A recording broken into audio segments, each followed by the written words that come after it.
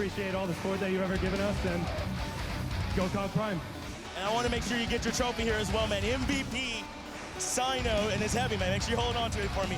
MVP, raise it up for him, man.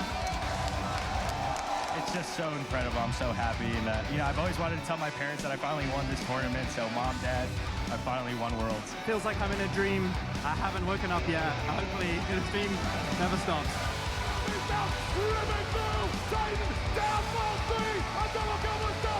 Splice are going to be your Season 5 World Champions. This is their moment. Untouched, unscathed, bow down to your kings, the Camelot Kings, champions of the world.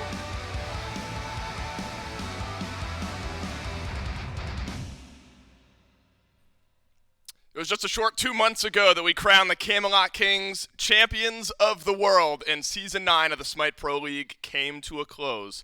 And here we are 2 months later, getting ready to kick off Season 10 of the SMITE Pro League. We have a long, exciting year ahead of us, and it all starts here at the SMITE Pro League Kickoff Tournament. All 8 SPL teams will be playing throughout the course of this weekend, and I'm sure you at home have been playing a lot of SMITE as well. And, well, it's a good time to be playing SMITE. It's a good time to buy some gems because there's a gem sale going on in-game right now. The perfect time to go in, spend some money, but get more gems than you normally would, and therefore get more skins than you normally would. And so a fantastic time to get in-game and make use of those gems and get some awesome content in-game while these awesome games are going on here this weekend. Can't wait to get things started. My name is Dolson, and for the first time this year, I'll bring Trillian with me, although I'm sure we dessed during the SPL qualifier tournament. Well, that something didn't like count. that. This is the actual This first is the time. real, all 8 SPL teams officially here. We're locked in, and we're doing it, and Trillian, we finally made it. We did make it. It was a long journey, and I'm super excited because we've been waiting to see how these teams, some of these rookies, some of these new squads are going to perform together, and what better way to look at it than a kickoff tournament? Well, Trillian, what is the point of this kickoff tournament? You may be asking. Well, Phase 1 looks a little bit different this year than it has in years of past. So we're going to have 2 divisions of 4 teams. Within those divisions, you're going to play your opponents twice. So you're going to play the 4 teams or the other 3 teams in your division twice.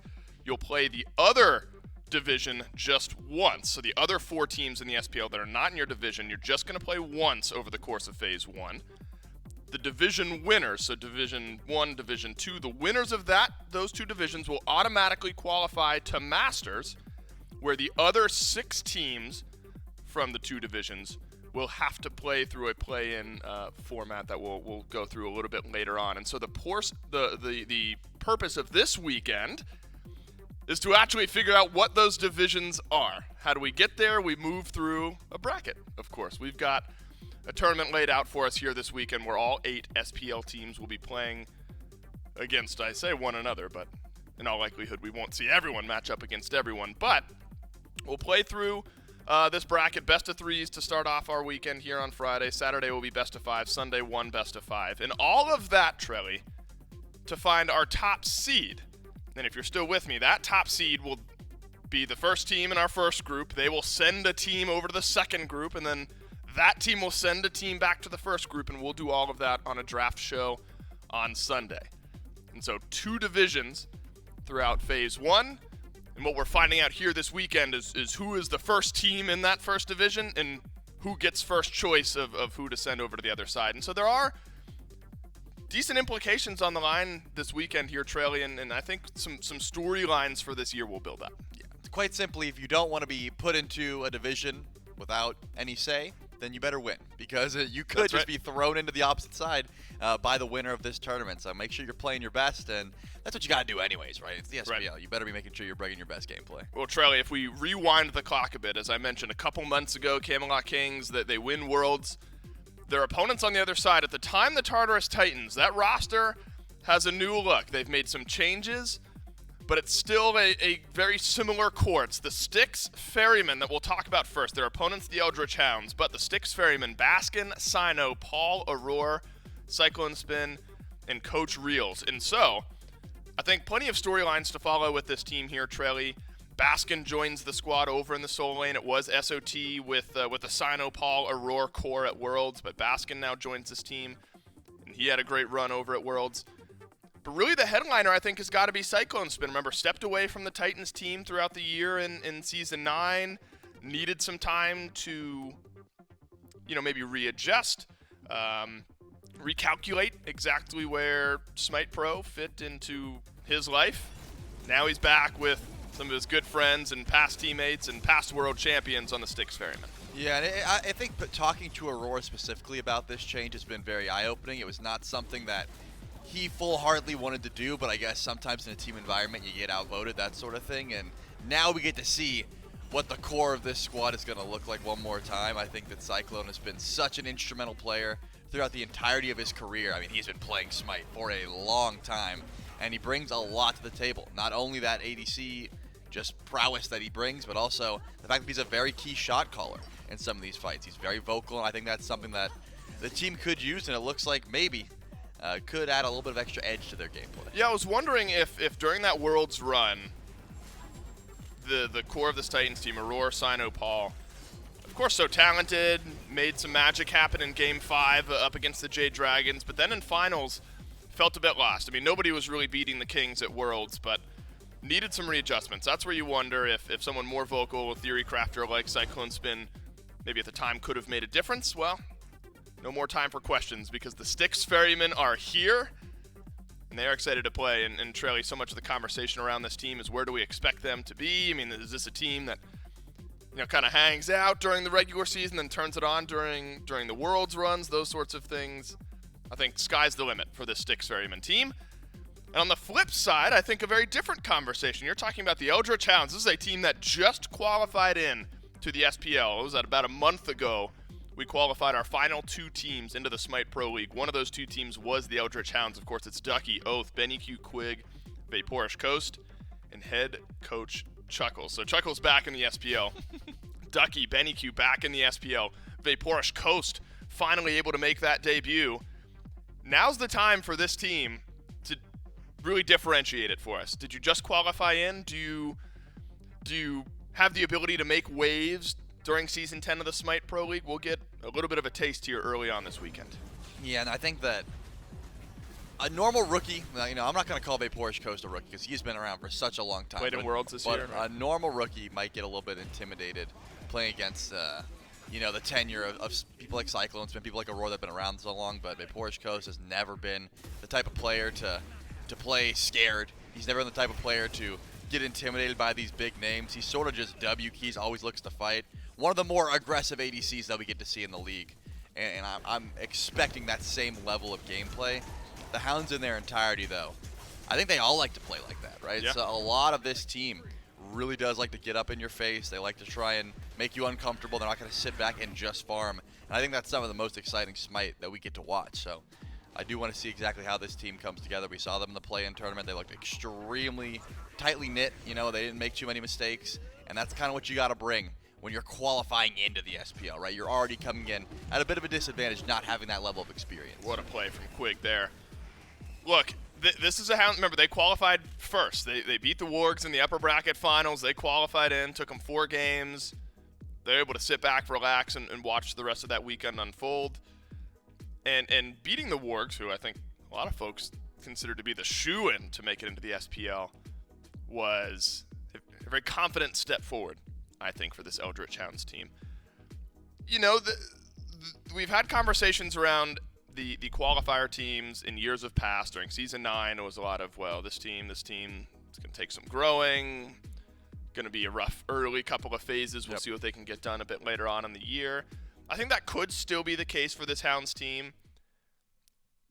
But I think I have slightly higher expectations for them, right? And there's so much to discuss. Even if you zoom out from just Hounds and Ferrymen and how these rosters are built, we're on 10.3, so crazy amounts of things have changed just over the last couple of weeks. Yeah. We don't know how all of these pro teams are going to play on the current meta. Are the Camelot Kings still far and away the best? I mean, so much to keep track of early on in the season. That's what makes early season just so great. Let's delay no further. Picks and bans for game number 1 between the Hounds and the Ferrymen. So if we're talking about meta, Trelly, you and I have zero data on exactly what the pros want to play. We've seen, some streams, some ranked, things like that.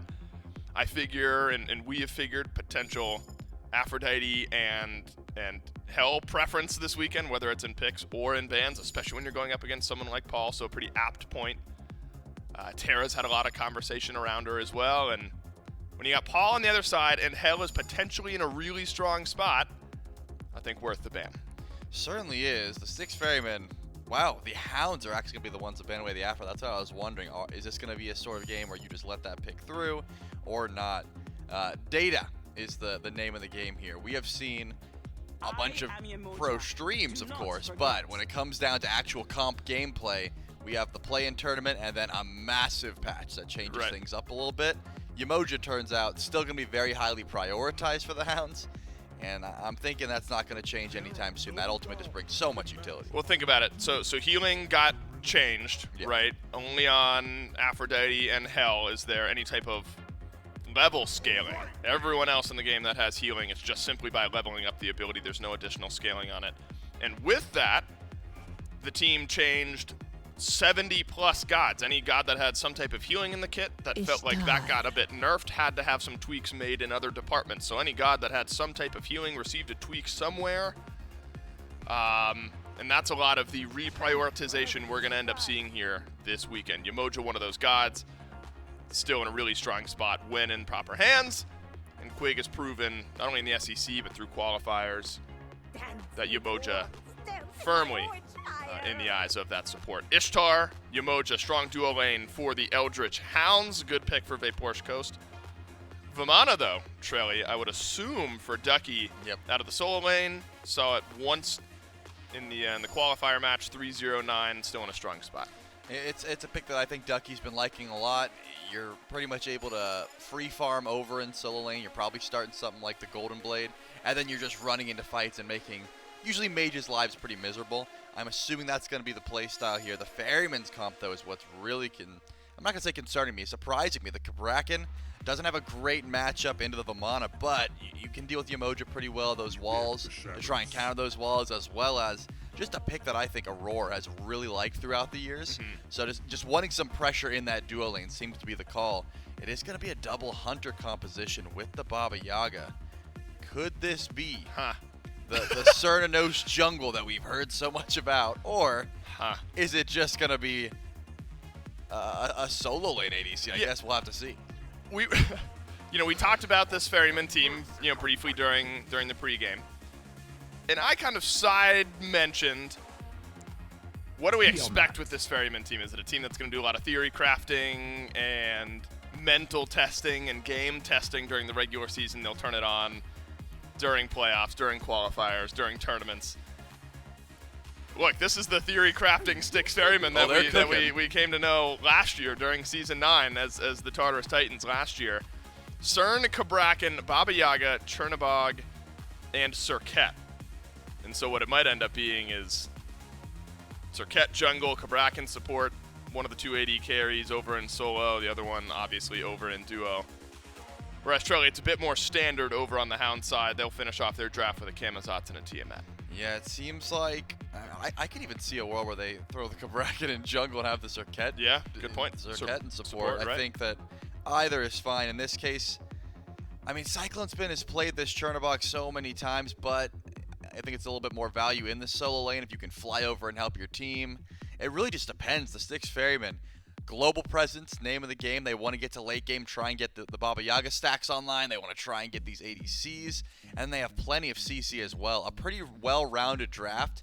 It's really just how safely can you grab that farm, and will it be contested by things like the Camazotz, who has such a great early game. Things like the Vamana, who is very difficult to try and gank, and notably does not get hard countered by the Serqet anymore. Right. The ultimate no longer providing that healing, providing shielding, which is not going to be effective with Last Breath the same way that it used to. Well, think so much of the conversation in 10.3 surrounding the healing and those changes and the gods that get changed because of that. Yep. Remember, there was some vocal, I'll call it support, by Hunter players thinking that Hunters were going to be in a really strong spot after 10.3. A couple of those starter items got changed. A couple of the Hunter lifesteal items got changed. Remember, Bloodforge has attack speed on it now, things like that. And so this could be, Trelly, potentially a Styx Ferrymen team that thinks Hunters are just in a really good spot in 10.3, and then build some setup around that, and then a Baba Yaga for Paul out of the mid lane just seems really good. And remember, the Titans team, though, was SOT in the solo lane at the time. Not a team that shied away from the Hunter solos when that was kind of all the rage in Season 9. It is not a comp that we've seen in a bit, but still does have that merit. I understand what they're going for. Like I said, if you have a lot of CC and you can sort of just get these Hunters online and let them, auto attack away, cook, and then let them cook, then yeah, their late game is going to be strong. It's all about can they survive the early game. Yeah, look, this is a matchup where you're gonna probably favor the Styx Ferrymen. This is a team that just played in World's Final. The core did, Cyno, Paul, Aror. They had Baskin, they had CycloneSpin, and they've now set the stage for game number 1 of Season 10 of the SMITE Pro League. And to cast it, we'll go down to J-Mac and Gormizer. Yeah, thank you so much. Game number 1 of the SPL pre-season, I guess we can call it, for the kickoff event between the Eldritch Hounds and the Styx Ferrymen on our brand new 10.3 map as well. What a beautiful map it is to look at it from an overhead perspective. It's J-Mac and Gormizer joining me on the cast as we get ready to jump into our first game. Yeah, I haven't looked at it from the top down yet. This is very bright and colorful. I'm actually really nice. happy with this. This is a very pleasant viewing experience. Yeah, this is a very beautiful map. And we get our first look at the new SPL rosters as well. Yeah. Some returning players like CycloneSpin, who got dropped out midway of the season in Season 9. Baskin making a return from Season 9 now into 10 on a new roster. And seeing the Core 3, Cyno, Paul, and Aror returning for the Ferrymen. Yeah, and then our Eldritch Hounds, a team that actually just qualified to the SPL, would end up being the first seed qualifying out from that qualifier event. What was it, almost a month ago? Yeah, It it's been a feels long like time. man, it's been a while since these guys have been here to play, but now playing here in the kickoff tournament. Yeah, and look, man, I'm really excited. You had mentioned the players on the Ferrymen, but like Ducky technically making his way back into the SPL, right? BennyQ making his way back into the SPL. That cathartic feeling they had at the time of kind of proving to themselves, yes, we belong here. And really getting to play, I think, some of the more, or I guess really only true competitive games that we've seen on the Season 10 map where, you're pushing for everything, you've got a salary on the line, things like that. So much. Literally, I almost feel paralyzed because of how overwhelming it can be. So much has changed. For the people who didn't watch the qualifier tournament, the play-in tournament, that already is going to be a ton that has happened. But going into this patch, I mean, already you saw different starts, right? Having solo kind of just eat it. They have to go do blue buff on their own. Meanwhile, you're getting your speeds, your reds, your XPs started by your mid laners trying to hit level 2 a little earlier. It has been a very, very interesting change, and that's not even diving into all the gods that have been transitioned. Like in this game, so many have seen changes going into this week. I'm just really excited to see what the Hounds, what the Ferrymen, what the rest of the teams are going to be able to offer for us this weekend. I think it's going to be nothing short of fun. You're just now tuning back into SMITE for the first time in a while. Remember, this is now on the 10.3 update, the Season of Hope, now available for play. And first time we get to see some competitive on it. Cyno gets a lot of damage, but eats a lot in return. A double jump in by Oathhh, BennyQ, who dives in for the first blood at the Tier 1 tower and puts the Eldritch Hounds on the board. Able to get the 1-up on Cyno, but now Quig in a little bit of danger on the left-hand side, but with some extra minions there, it'll be all good for the Eldritch Hounds. Look, first and foremost, mark that one off on your SMITE game bingo sheet they had for kickoff. Sub 2 minute first blood, that's one of the things they were looking for, and that's what they're going to get. I honestly was not expecting that for game number 1. Really well played by them, though, right? Cyno goes in, Cyno looks for a taunt, gets a decent amount of damage out there, but you got to be careful up against this Tiamat, right? Really tanky with good damage output early on. It's not necessarily a game changer, but because you're fighting, especially into the minion wave, you're taking a little extra damage right there. I think Cyno just bites off a little more than they can chew, trying to get some poke out. And BennyQ reads the room, gets aggressive, recognizes that there's not much a Baba Yaga can do to stop him.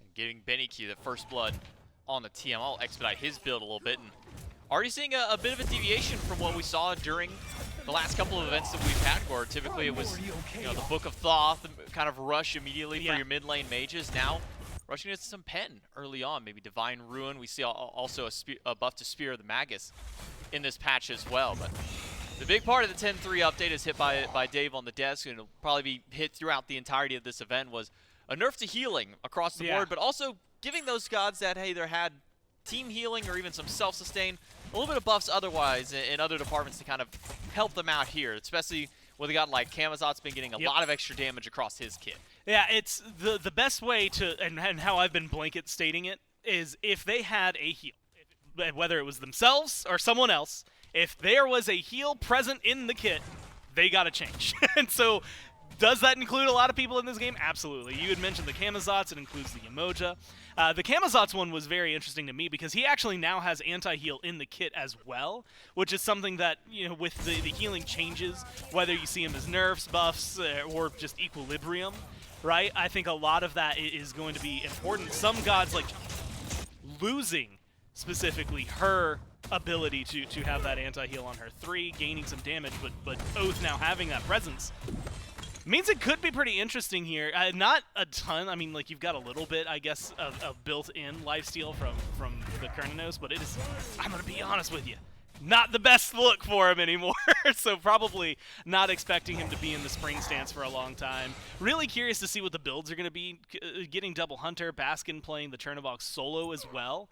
I mean, we're getting a lot of really interesting looks from the Ferrymen, and there's not a lot separating these teams right now that it feels like they've stepped out of line, right? You've got a very standard comp for the Hounds, but I think the Ferrymen are playing at a standard pace so far. And you got to Devo's gauntlets early on. Now that anti-heal that Oathhh has is maybe starting to look and feel a little better.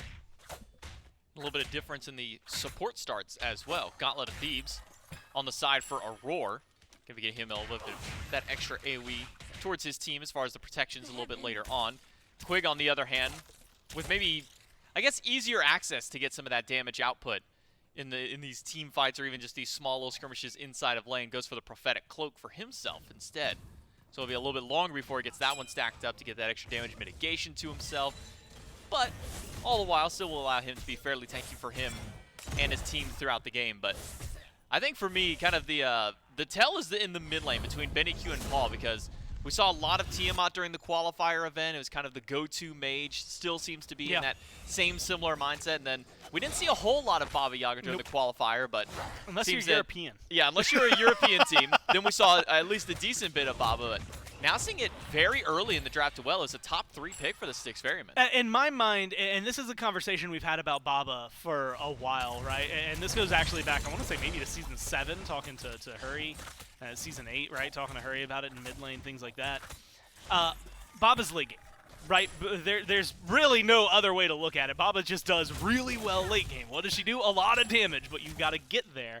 And it feels like with the changes we just saw, a lot I mean, including the jungle buffs, right? Their health, the damage that they're going to be doing, the amount of farm that you're getting, the pace of the game is leaning a little late game right now, right? And I think that's what the Ferrymen have kind of put themselves in position for. They go for a Baba Yaga, because late game, that's a huge powerhouse for Paul to just play out of the mid lane. It's going to be absolutely beautiful for him if they hit that point. And look, we're 6 minutes in. There's been one fight, and it got first blood, so I'm going to imagine that we're going to be seeing a little bit of late game Baba. But then they also grab this double Hunter, which is something that, again, maybe in years past, Baskin should be getting bullied like crazy over in this lane, but he's not really seen any jungle presence over here. There's not been much from the Vamana over here, so late game, you're still just going to have 2 Hunters, and it's going to feel really, really progressive for your team.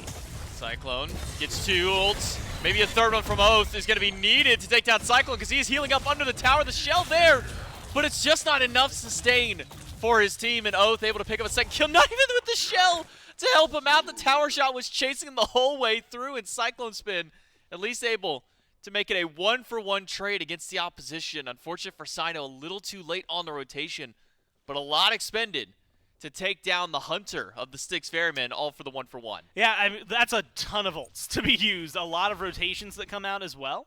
You get 1 ult from Cyclone, but dive from Oathhh, right? I think that's really what you're starting to see. And to me, it's the Hounds trying to get something rolling for them, right? You get that first blood, not much you can do with it. If you get a kill there for Oathhh, maybe a little too early to be talking about Gold Furies, but you're at least being able to start looking at invades into the jungle, things like that. Having it go back and forth, back to 1-to-1, plus with what I imagine to be a Transcendence online here soon for Oathhh, you're probably going to be entering a little bit, not necessarily slow pace, but you're going to be in for the long haul here. And so the Hounds just trying to get something rolling, shut down someone who I think is going to be a very important factor. But like you said, maybe a little bit of an overinvestment. That unfortunate tower shot. I mean, if Oathhh gets up, what, a second faster maybe, he's going to be fine and be able to walk away from that one. The shell maybe does something. Or you force Aror to run a lot deeper to try and get that kill. Instead, you land, you die. We end up in a pretty much even spot. Not a real gold lead to be had just yet. About 500 separating two teams out, and that's just that first blood bounty that went to BennyQ earlier on in the game. Sitting closer to around 800 at this point, but XP dead even at this point of the game between the two squads, just going back and forth between the lanes. And one of the things I was kind of looking forward to with this event, you know, we've only been on this patch for, what, 3 days now, Gore? So a lot of theory crafting between these teams on, you know, what comps may be good, but also what kind of builds to go with as well. Double flat pen for BennyQ right out the gate on the Tiamat, and Bloodforge into crit for the Hunters. We'll see if that Bloodforge can pay off for one of these two. As another dive to Cyclone, but they catch out Aror instead. The wall will block off one path, but he's very tanky right now. We'll use the Tremors and the ult from Cyclone to help out, but now Baskin has joined the fray, and it's a 4 versus 3 fight. Quig is locked out and knocked down almost. A little bit more damage to take him down. It'll be the last breath poison from Cyno to deal the deed. And the Styx Ferrymen have tied up the kill count. Look, I gotta give him credit though. Those Riptides were insane for mobility. To get in a position where you are walled off by a Cabrakan and you still walked away, yeah, you died shortly thereafter, but that is, it just, again, fun movement. And I think well played from him, dealing with a lot of the displacement, Cyno's ult, right, things like that. Unfortunate that Last Breath is going to tick and do a lot of damage, but you also get to see something I think that is important to this comp as Paul rotates over. Maybe get something done against Ducky. He's going for the ult as well? Wow, that's a lot of investment. That was a lot. And Ducky lost no HP because of it. And realistically, you're not getting super far ahead from that. I mean, that is a big ult, I think, to pull away. Knowing that Baskin doesn't have his ult, though, that's a huge play for the Hounds to maybe make something work. Cold Fury, quarter HP. Cyclone is here to try and take this one away. But the Eldritch Hounds will secure the buff, but can they get out of the fight? BennyQ feeds immediately from Cyno. And an ult from Oathhh to try and get out, but Aror is chasing Benny down, caught inside the Tremors, and left out to dry. 4 members of the Ferrymen drop down the mid laner of the Eldritch Hounds. It's a gold for the Hounds, but a kill for the Ferrymen. You know, bring out the scales on that one, not so far ahead. BennyQ's going to be feeling fine about that. Maybe not the best person to die, right? You always would rather, if it's going to be a 1 for Fury trade, you always want it to be your support. But you're not going to be worse off for this, but it could translate into more, right? Pyromancer, I honestly think maybe even bigger right now, those bombs, the runic bombs that we were talking about a little bit earlier this year, but that's such a huge deal in the game. Being able to drop it true damage to towers and structures, you can throw it onto the FG if you really want to, but we have been seeing a lot of teams, and especially in moments like this, you kill it 10 minutes, 11 minutes in, keep one of those guys in the pocket, get one about 5 minutes later, and then you're starting to talk potentially either about tier 2 pushes that are way easier because you've got 2,000 damage you can just dump, or you're talking about one of the easiest Phoenix grabs that you could potentially go for. So if the Ferrymen had made a slight for that, it maybe could have helped find some equilibrium here, destabilize the Hounds. Otherwise, it's a 1 for Fury trade. Hounds are going to be happy with the gold that they get. Maybe not the best case scenario since Benny dies, but they still have a lot to play for on the map, still have a lot of openings to work with. So I don't think they're going to be really lamenting anything either. Now, one thing I was hitting on just before that fight did go through was the change up to build pathing. Some of the items kind of changed around for some of these players. Yeah, a lot. Brought up Tahuti Rush for Paul's second item, an item that, in all honesty, Gore, we really didn't see a whole lot of Rod of Tahuti in the last few big seasons of play, but got a little bit more power. It's passive. Got bumped up a little bit as far as its time. So some changes there, but Oathhh, what happened to your health? He just gets 100-0 by Cyno and Paul. And now that's the jungler gone for the Eldritch Hounds. BennyQ almost dead as well, but the ult from Aror will catch him in place. A quick shell from Quig will make sure to get BennyQ out of danger. But all of this fighting started up for a Pyromancer start, which seems to be the call for the Styx Ferrymen to go back through. No further contest from the Eldritch Hounds. It'll be a runic bomb in pocket for the Ferrymen plus an extra kill. Look, that's just very clean. I mean, immediately onto the jungler, you force them into an awkward spot. You're starting to see this. We used to talk about Camazotz as incredibly survivable. I don't know that that's going to be in the conversation as much anymore, right? All of those healing nerfs that he ate, yes, it's a lot of damage, but the survivability, his longevity in these fights is going to be drastically different. So a good kill onto Oathhh, and then immediately getting to the Runic Bomb. Now you're putting pressure on the map as well. Ducky might be in some trouble here. Well, does get hit by the last breath. Does not have ultimate, so there's no chance that Ducky makes it out of here. And what was such a strong early game for the Eldritch Hounds, a pre-2-minute first blood for BennyQ, coupled with Oathhh. Then another kill over on the left-hand side to take down Cyclone. Looks so great for the Eldritch Hounds, but ever since then, it has been downhill. And the Styx Ferrymen have been able to capitalize and take the lead now over the Eldritch Hounds. Just under 1,000 gold up, but I mean, you just talk about a momentum shift, and that's something that always comes to mind with the Styx Ferrymen is when does their gas pedal turn on for this team? Honestly, we're getting to that point, right? The corner they have to get around. I think a lot of it was power spikes specifically for Paul, right? Late game, we talked about the Baba Yaga. We talked a little bit about Double Hunter. The thing that catches me, you know, my eye the most, because we've been talking a lot about like lifesteal nerf, item nerfs, god heal nerfs. They all received something. Well, maybe not all. Some, right, if they needed the nerf, they just hit the nerf. Some did get buffs beyond that to help balance them out. One of the things that you know, we see a lot of Bloodforge in this.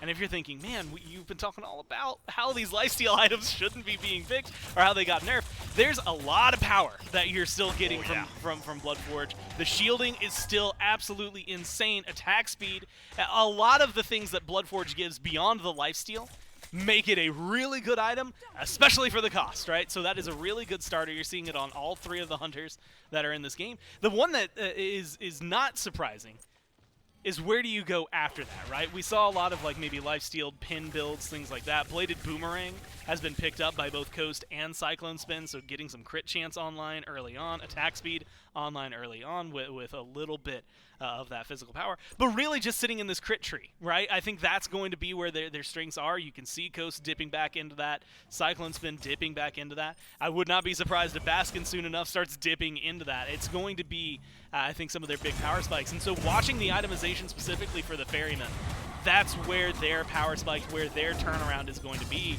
They don't care about the first 15 minutes of this game. They care about, well, I guess now this Fury beyond. Get some gold, get the items, get the fights going. BennyQ jumped on by Cyno.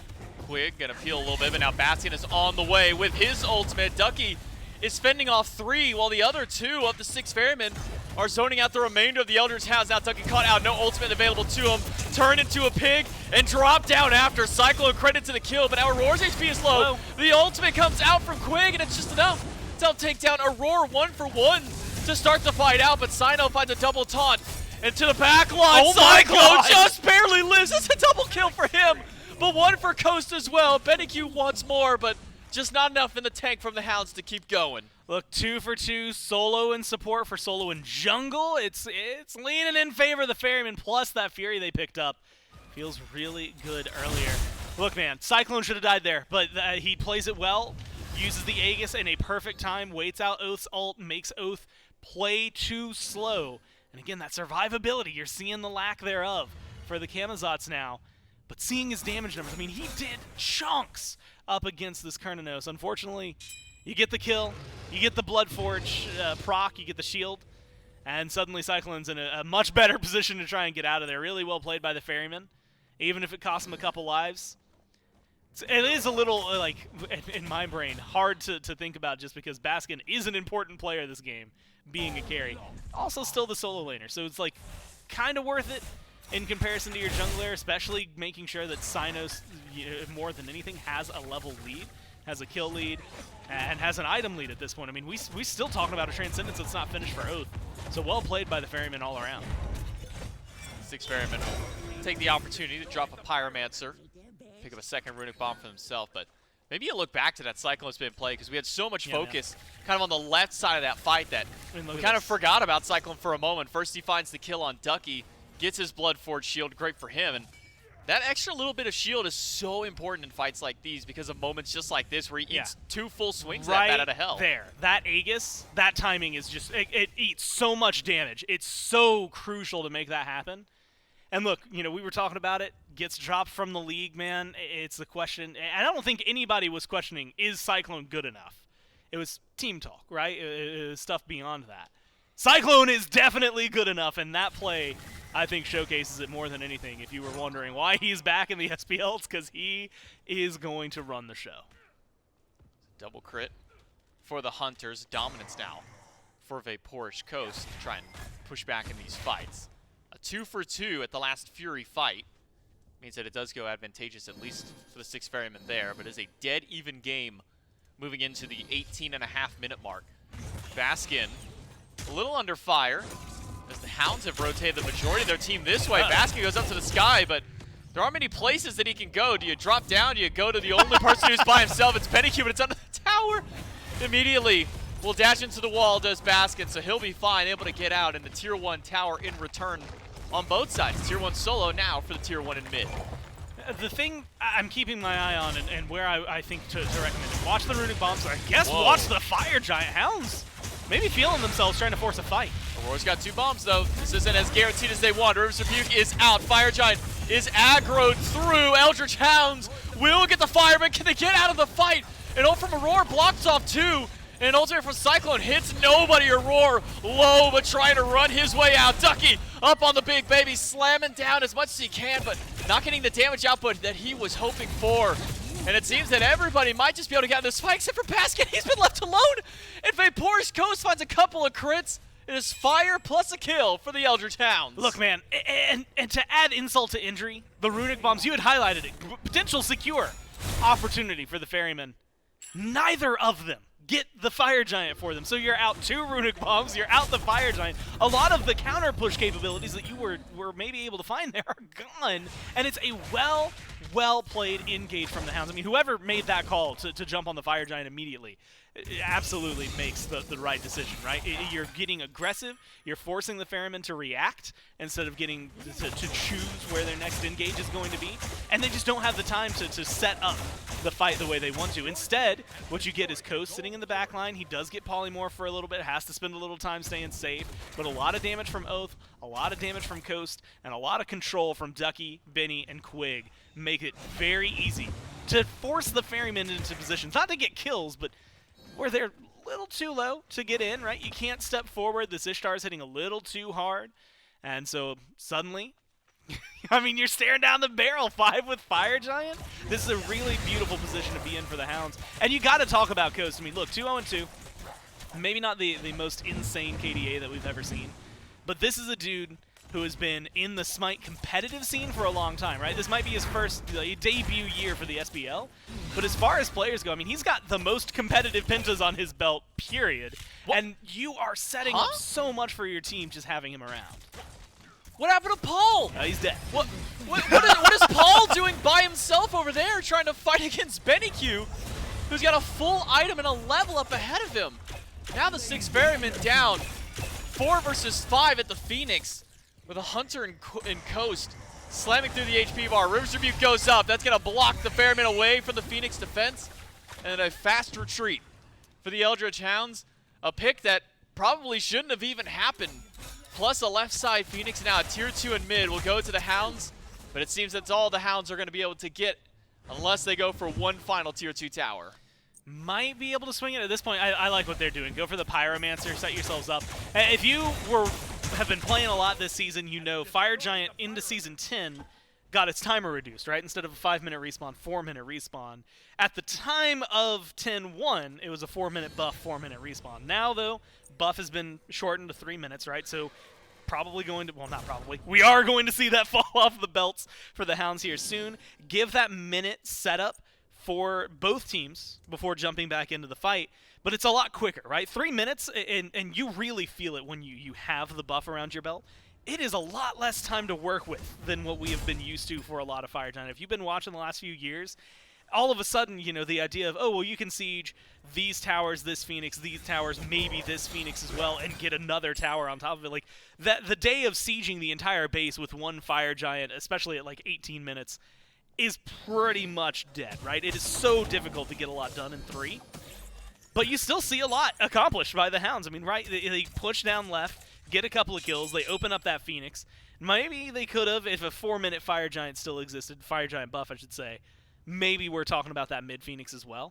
Instead, you get to reset, have this minute worth of positioning. Wards are going to be important. Runic Bomb, you're secure, things like that, all very important as the team rotates over to the right-hand side.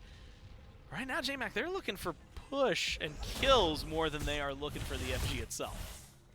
Right side tier 2 tower was under threat for a moment there by the Hounds, but instead it's Cyno's HP bar. That's a little bit more threatened. Oathhh able to find a couple of shots there on the Camazotz. Now Fire Giant back for the Eldritch Hounds, and with no runic bombs in hand and no real safe way to get in, it seems that the Styx Ferrymen are going to give up this Fire Giant to the Eldritch Hounds. Ferrymen have done a good job pushing back the minions on the left side, but maybe now if we can jump into an actual kind of 5v5 defense, do the Ferrymen have any real good tools in their belt to be able to hold off this defense? Look, Baba Yaga's always going to be good for it, but, well, when you use abilities like that and the wave isn't getting cleared, that's going to give a little opening towards the Hounds immediately. But it's always the mages. Home Sweet Home even being used by Paul. I mean, I'm going to call it out for what it is. This feels kind of uncharacteristic from Paul. I mean, the pick that we saw earlier on the defense, using a lot of abilities kind of haphazardly here, it doesn't feel as locked in, I guess, as I'm used to seeing.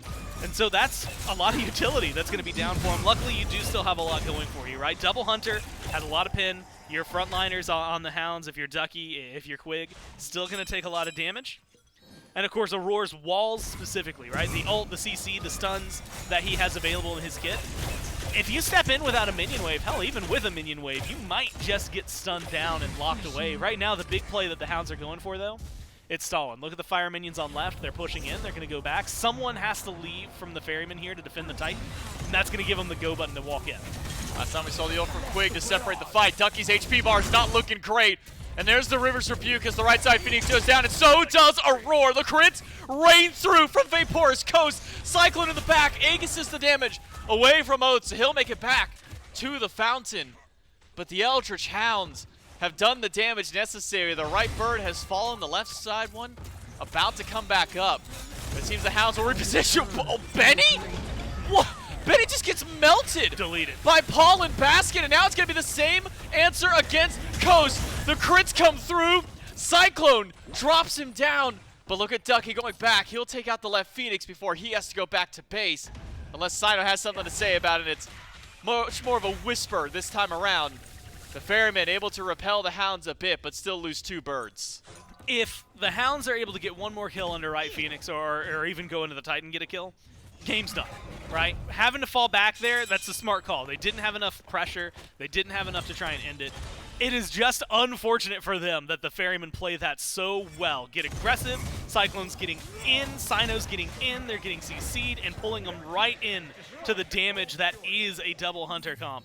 So the Ferrymen get aggressive, find 2, I think, really big kills, getting a bounty kill off of Coast at this point, as well as just stopping BennyQ from existing. Slows things down. You're still down 2 Phoenixes. It is not the best position in the world, but that gives you a lot more breathing room than you had before. And at least lets you clear up some of these waves, burn that Fire Giant timer a little longer, so you're not sweating about the game ending right now. You're sweating about it ending in the next 5 minutes. You're thinking about this next Fire Giant fight. Can you step up to it? You're thinking about the fact that they just got Pyromancer and Ducky's got a Runic Bomb. You're thinking a lot about what can happen over the next 3 that could potentially try and save you. Pushing up these waves is the best thing. They've got a Chernobog. Left side lane should be cleared out, no problem. You can see Baskin's over there. If a fight breaks out, Baskin gets to drop in anytime he wants. So I don't think they're too worried about left. Right is right next to the Fire Giant. Clear out the wave, walk into the buff. The setup should be here for the Ferrymen. They need to take this fight here. Neutral ground, middle of the map, away from their base, where if things go wrong, you can still back up. And if things go right, you're in a good position to start knocking down the towers, maybe go for a Phoenix yourself. You cannot really afford a fight under your Titan right now. So they're going to have to play this carefully. Whether they go for the Fire Giant is really the big question mark. I'm always a fan. I always call for Hail Mary plays. They might be better off not going for it, but I think they have a lot of room to jump in and just displace someone. I mean, Cyno can be huge. Gotta get to the Fire Giant now if you want to take it, Ferrymen. The Eldritch Hounds will get one. Ducky to the backline, but there is no more Ducky. Baskin rejoins the fray to make it a 1-kill trade out. Fire Giant to the Eldritch Hounds, now only around 4 belts. 1 kill for the Ferrymen, an important one at that, keeping Ducky down. Got his thorns during all of that, and it really felt like, I don't know if that was a miscommunication by the Hounds of Ducky going in and thinking maybe he'll have some backup, or if that was just his call, say, guys, I'll go down. Yeah, I'll be the lightning the objective. Rod. It feels, with the positioning of everyone else, especially with how well they've been playing up to this point, that feels like a, hey guys, I'm going to lightning rod this. Like, just get the FG, get out, do what you can. I'll be back. He's not the most important person to have it. I will admit, though, if I'm Ducky, I'm still a little surprised how quickly he dies, or at least from my perspective. There's a lot of crit online on the other side. You got the Pestilence. If you look at Aror, you also have the Stone of Binding, right? So good for stripping a little of those prots. Looking at the build, you've got the Golden Blade, you've got Chinsai, so it's not like full-on only take Vamana. So it's a little easier to kill, but still a lot faster than I think he would have liked. And so he's not able to buy time for his team to engage. He's not able to buy himself time and get out. But it doesn't necessarily matter, right? He's still here. He's back. His ult's almost back up. He should be able to jump under and maybe dive a Phoenix with somebody, create some space for his team, still be a good playmaker. Season down to Paul, up towards Coast and Quig. Now push in towards the Phoenix. Big 500 crit from Coast there on top of Cyclone. Phoenix half HP in the mid, less than a quarter on the right side, and now the mid bird has been taken out. VaporishCoast, though, caught out in the middle of a Rivers Rebuke. We'll find Aror. Cyno is able to get out, but Aror just barely until BennyQ and Ducky put him down. But VaporishCoast on the run from Baskin, who's not able to find the last shot. Instead, it's Cyclone taking out Quig. All 3 Phoenixes about to go down as Ducky is slowly batting away at the remaining HP of the one on right, but will get it. Might lose his life because of it, but it does get all 3 Phoenixes off the map once more for the Hounds. Man.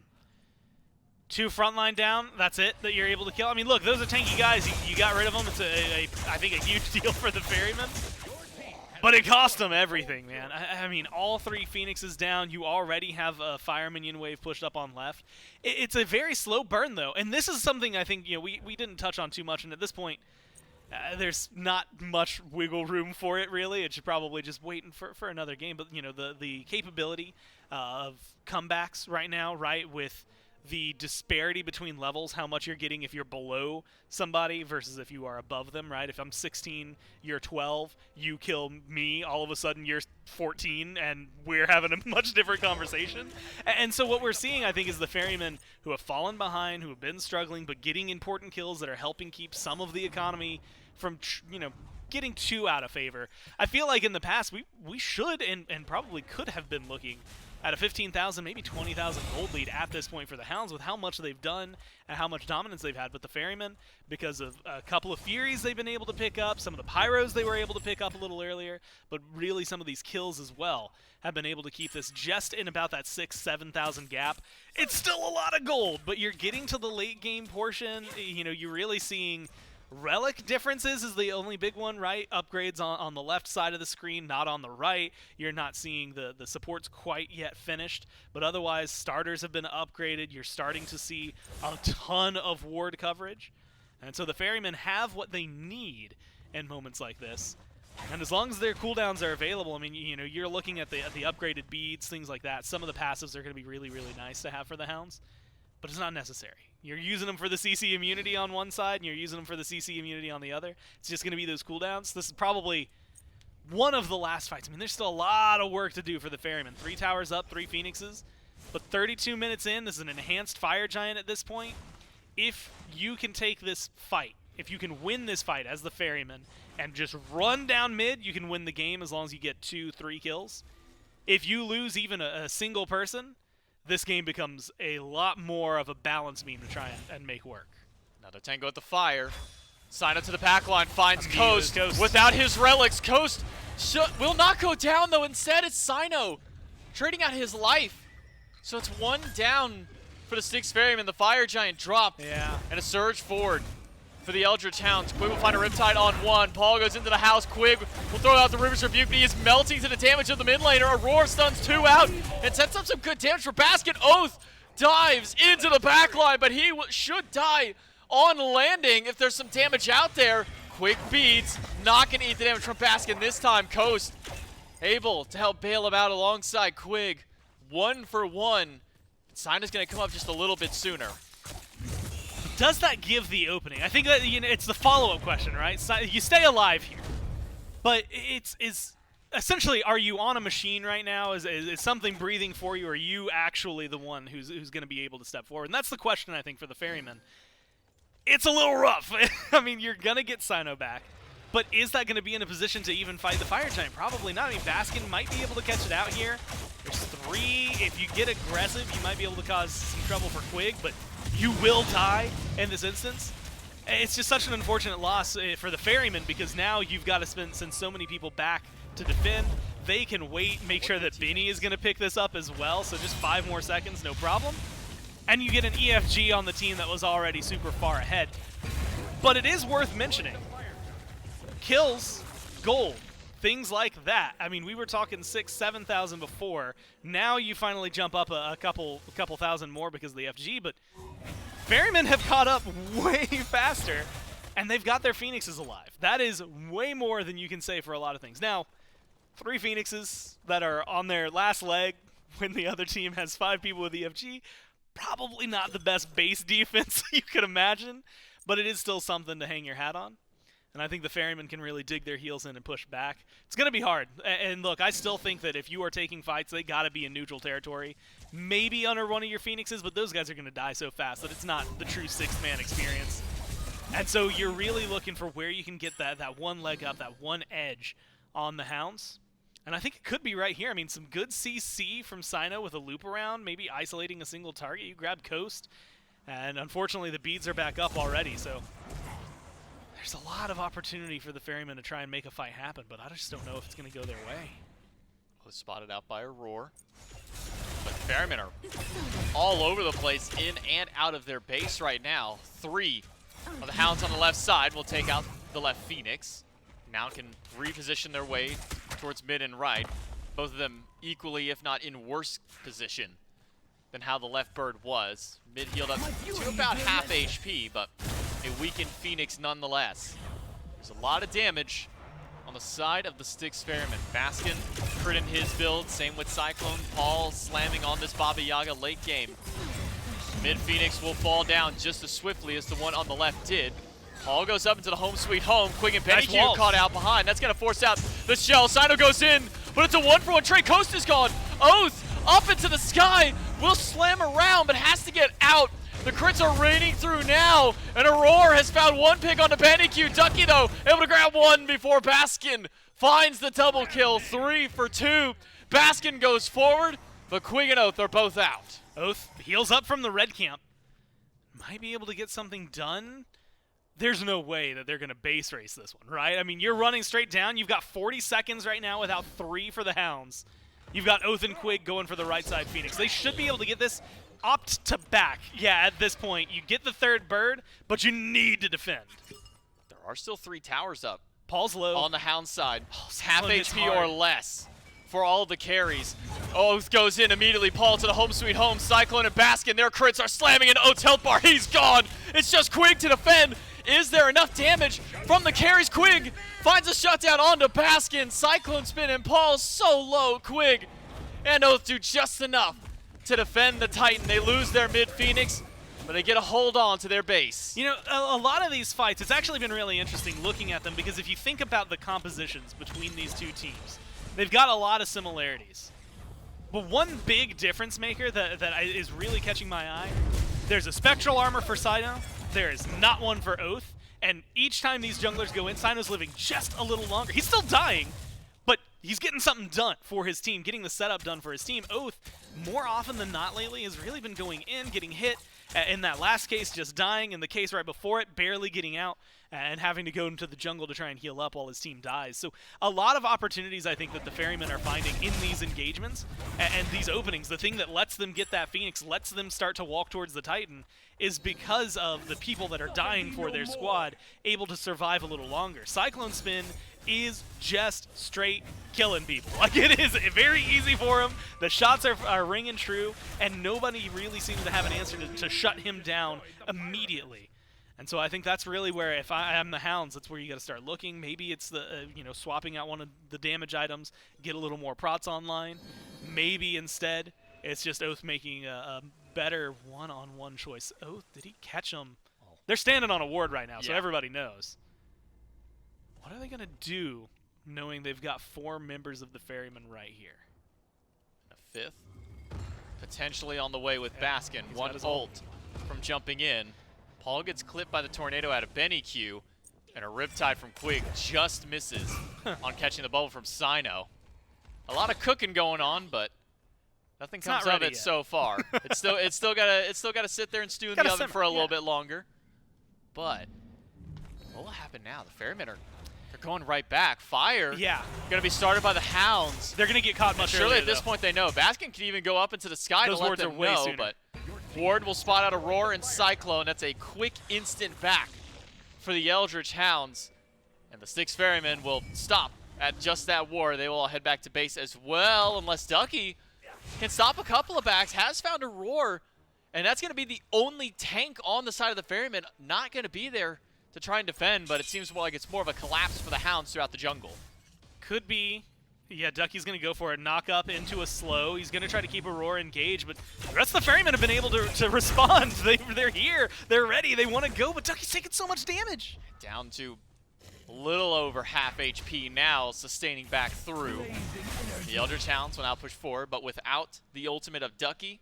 I'm getting deja vu, man. Push in this one, but also without the ult of Aror, as the Phoenixes slowly start to respawn, but again, they're never going to be as strong as they once were. Again, Enhanced Fire Giant means that this Phoenix is like 3 autos from Coast, and that's going to be a very easy kill. Mid going to be the same way, right going to be the same way.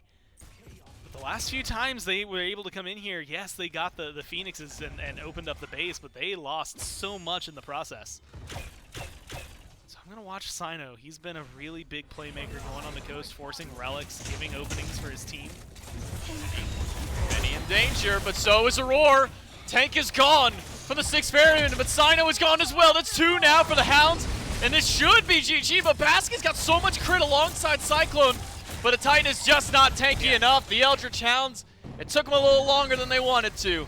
That is game 1, going to the up-and-comers of the SPL. Man, I gotta give the Ferrymen credit, though, because what that game is the Hounds winning it, and the Ferrymen just saying no for about 20 minutes there. I mean, we see the first Fire Giant, the real big base changer, is like 19, 20 minutes into that game, right? Left side Phoenix goes down, you get a couple of tier 2s, you really do open up the map to be, your playground. You have all the options in the world, and then slowly but surely, you see them choke out the mid Phoenix, and you see them get the right Phoenix, and it is a very long, prolonged fight, because the Ferrymen are constantly picking up 2, doing a little more. So I think 2 things I'm taking out of this. 1, they got some notes. They definitely want to clean up some of those engagements going into game 2 and definitely for the rest of the year.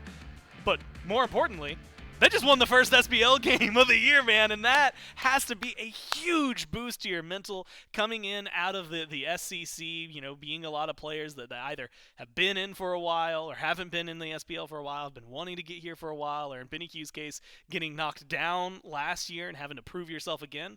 That's got to be a really big weight off your shoulders to get this win. A nice little boost for the Eldritch Hounds, but it doesn't stop here. It's a best of 3 all day long. We'll see if the Hounds can keep that performance up in game number 2 right after this break.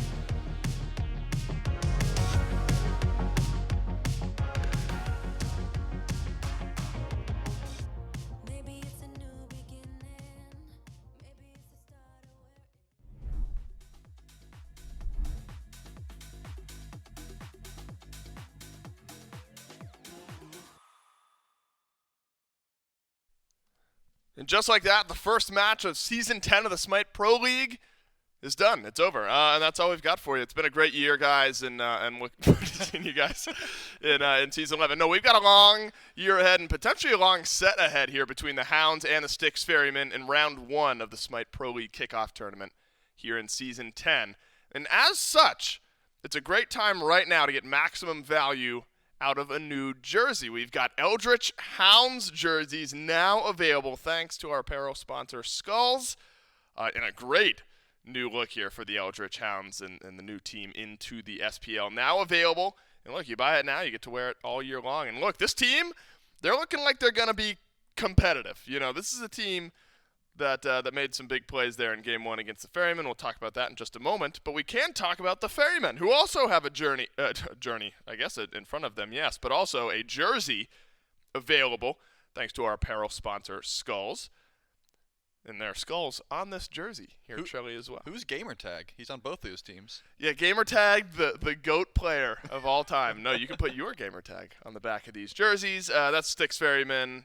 All the new orgs to the SPL this year, they're also available.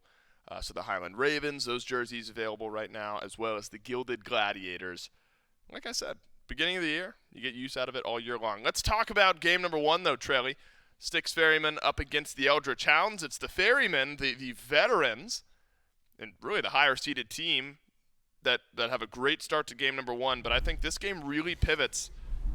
There's sort of that mid-game Fire Giant call from the Eldritch Hounds that works out, and they're able to really wrestle map control for the next 20 or so minutes. Yeah, definitely started the snowball, that Fire Giant play. Just added into so many consistent Fire Giants, getting the Phoenixes down, that sort of thing. Paul gets absolutely deleted on the first defense, and I think these hunters were popping off as well. VaporishCoast, shot. Just the massive crits from, you're trying to stand underneath the Phoenix. You're getting crit from pretty much across the map. You gotta watch out for that damage. And it was a deceiving amount of disruption that Ducky was providing, because honestly, towards the end, that's fresh in our mind. We saw this Vamana get absolutely melted and seemingly do nothing, but there was some thorns popped. There was a lot of separation there. So I think Ducky going in and dying consistently actually did make the carries of the Eldritch Hounds' life a whole lot easier, because they didn't have to worry about all of these carries that are supposed to be attacking them, because everyone's focusing in on the Vamana. So I wouldn't be surprised if we saw some ban priority towards that pick, despite the stat line not really reflecting that. And Troy, I think there's really good in a variety of different moments for the Eldritch Hounds here, because say again. I said, for sure. Oh, I thought you were saying no. He was on the. I thought you were making the variety Kings joke already. We're far too early into our season and into our day. They'll play later on today. The Camelot Kings will. But there's a plethora of moments and different types of moments. I think the Hounds and their fans can be proud of after a game like this, because one of those highlights is where the Ferrymen killed all but 2 of the Hounds and are nearly going to end the game on the other side of the map. But the Hounds were able to play their Titan defense very, very effectively. And so you have these different moments where, yes, you're in the lead, but you've got to defend your base. And, Troy, this looks like a team from one game. We know not to extrapolate too much data from just one game, but from this one game, they're looking like a competitive team here this year. Let's see what adjustments can be made, though. We know Chuck amassed. Can you squint your eyes and see what he's got written? I want to read his. He's got notes for sure, but we'll never know exactly what it is unless you got some. It says Pantera. Oh, look at that! I got that one right. Let's see what else is written. I think it says. Oh no, he took it away. I did see Set on there as well. So Terra and Set both take a seat. What I'm interested in throughout the rest of the day today is Hell and Aphrodite, because obviously Paul, with both of those picks, storied moments. Oh, yeah. I wonder if that continues, though, throughout the rest of the games when Paul is not on the other side. It seems like the Hounds don't value the picks themselves, or more specifically, they really want that Yemoja. This time, the Styx Ferrymen take it away, so they won't be able to first pick it. I think Quig had a fantastic performance on it. It was able to set up a lot for the team, as you would expect. Those rivers are almost never not getting value. But it's actually a Thor hover here for the Hounds. We did see some great ADC gameplay from both sides. I think the Hunters were reigning true. The Camazotz from Oathhh was able to dive a lot, but the Thor brings a little bit different. That same level of dive, but I mean, you got to watch out from the constant CC. You could just get 100 to 0'd if your beads are down. We've seen plays like that from this character so many times. So I'm expecting a lot of ward coverage here from the Ferrymen to keep tabs on where Oathhh or Ducky is. It's a very Oathhh style of pick, right? Initiation can hyper carry a game. Itemization can be a bit flexible as well, depending on what the team needs. And I think that's a trend I'm interested to follow, especially with some of these rookies into the SPL. Where does their God pool lie? Where does their play on field confidence level lie? Things like that. Because as far as God pool goes, we've seen a lot out of both. It's been Loki, Camazotz, Kleena, Set, Nemesis, Camazotz in his first official SPL match, but plenty of variety throughout the qualifier tournament here recently. Styx Ferrymen trail apparently like this double ADC style. Yep. They're going to go back to the exact 2 carries that they played with in game number 1. Suppose you could make the argument those 2 carries were not the reason for the loss in the first game of this set. No, definitely not. When I saw Baskin ulting in there, I mean, he was hitting some big numbers. Those crits were flying. So I don't fail not. Yeah, he was not failing at that moment. Nice. But I'm curious if this Thor pick is going to send the Ferrymen for a loop here. Are they thinking it's going to go over to Ducky and solo, or are they going to assume it's going to Oathhh and ban away things like the Vamana? I imagine just by the way of how the Hounds have been playing as of recently, this could definitely go in the hands of Ducky, so Assassin ban still could be on the table here for the Styx Ferrymen. But Quig bans also get a lot of value up against the Hounds because he can control the map so much. I think a lot of fighting was over on the duo side in game number 1 anyways. I mean, CycloneSpin had some good plays, but there was a lot of pressure put towards that tower, so trying to ban away some of those Guardians could also be the call. Yeah, we'll see with the front line for both of these teams. Styx Ferrymen, though, that's where my intrigue goes, because it's the same exact composition of carries from game 1. Do we feel like the Cabrakan got it done? Do we feel like the Serqet was fine. Is this a Styx Ferrymen team that just thinks that that one fire giant got away from them and the game sort of spiraled out of control from there? Those are the questions I have, and that'll be answered here in just a moment. So despite there being a Thor already picked, which could be for Ducky, Susano and Kleena both banned away by the Styx Ferrymen. So this could be an indication that, well, I've shouted out Oathhh as the Thor pick. Ducky played it a couple of times during the SPL qualifier tournament and might just run right back to it. And Jungle's the priority in the last 4 bans here. Jungle really the first like 10 ban priorities in all of my ranked games. Yep. Feels like that's the overwhelming ban presence. Might shift up a bit here in 10-3 when I jump back in. For now though, this battle you see on your screen, Oathhh versus Cyno. Charlie, I'm excited to see it unfold, not only the rest of the set, but over the course of the year. Yeah, I don't mind the full run back from the Ferrymen, but there's one pick that I would really like to not be run back, and it was the Serqet. I mean, we saw many times where Cyno would have perfect flanks onto targets with no beads, get beautiful CC, and then just do nothing. I mean, there was just not enough like 100-0 style damage if you're gonna build Serqet the way that Cyno was building. He wasn't very tanky. He didn't do much damage. I mean, it's either full tank or full glass cannon. I think his hybrid build, unfortunately, was not the call. So I would love to see something different in the jungle. Already a switch up, though, with the Ganesha. That's going to make the Thor's life a little bit worse. If you are ulting to the backline and you get ohmed, you have to use that beads if you're going to want to teleport out, and that's never fun to do. So I like the switch up here from Aror. But again, gonna need to see something different out of Cyno and just see more. Unfortunately, just being a CC bot was not enough to win his team that game. Yeah, space control still there for the Ganesha, though. Is there for the Cabrakan. You throw up the walls and try to corral 1 or 2 members of the Hounds. You can do that with the Dharmic Pillars as well. That's where Home Sweet Home and Wild Hunt, things like that, Chernobog damage can really make its money. A couple uncharacteristic mistakes from Paul there towards the end of game 1. That said, the Baba Yaga still looked really good at points, so you clean up some of that, and you might be considering a game 3 here in just a little bit of time. Horus, you know, during the 10.3 update show, we talked about some itemization changes, some healing changes, things like that. How might it look different? How might Horus come into the meta? We're going to get our answer in game 2. As well as a Thanatos, and Thanatos, Trelly, underwent a lot of changes in 10.3, of course, with how healing and healing loss, I guess, affects his abilities and how they get used. Remember the stun on the ultimate a little bit longer now, so maybe more utility even if you're not looking for the execute. And maybe a good look here for Oathhh. So double dunk squad. I guess full 5 if you count Horus ult for the Eldritch Hounds. This is an interesting team fight. I'm excited to see how the Hounds play this composition. They have a lot of global presence. They can get across the map very quickly. They can just chain stun. They've got a lot of CC with the Horus. I mean, beads are going to be a precious resource for the side of the Styx Ferrymen, and possibly taking that Thanatos pick away from Cyno. That's a pick that he likes to go to a lot. Still have not shown the jungle just yet for the side of the Styx Ferrymen, so like the team fight is going to be absurd. Watching all of these characters go up to the sky, and you know, like I said, ward coverage up plenty just from the Thor pick alone. Add 2 more of those characters to the mix that the Styx Ferrymen are going to have to watch out for. We've got some time to think about this though. Plenty of physical damage already from the Cernunnos and the Chernobog. Those crits, like I said, the spectral armors were there, and it was still plenty of damage to be had.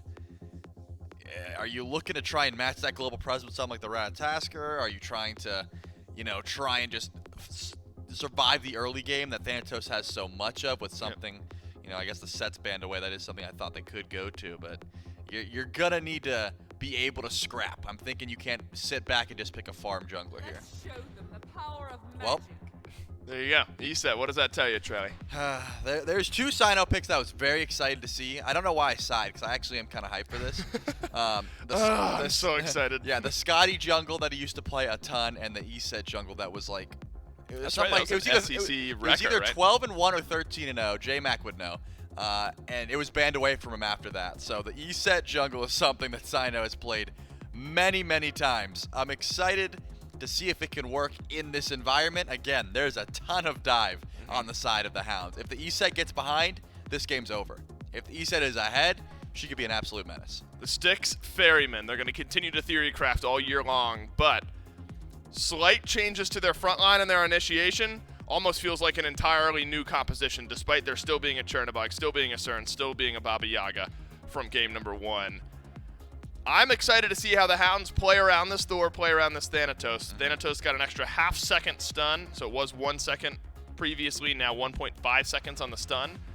And so we've talked a bit about how that might just add utility value, even if you're not looking for the execute. That extra half-second of a stun feels really, really good if you're able to just dunk down on some unsuspecting targets. So you're right, beads necessary for the Styx Ferrymen.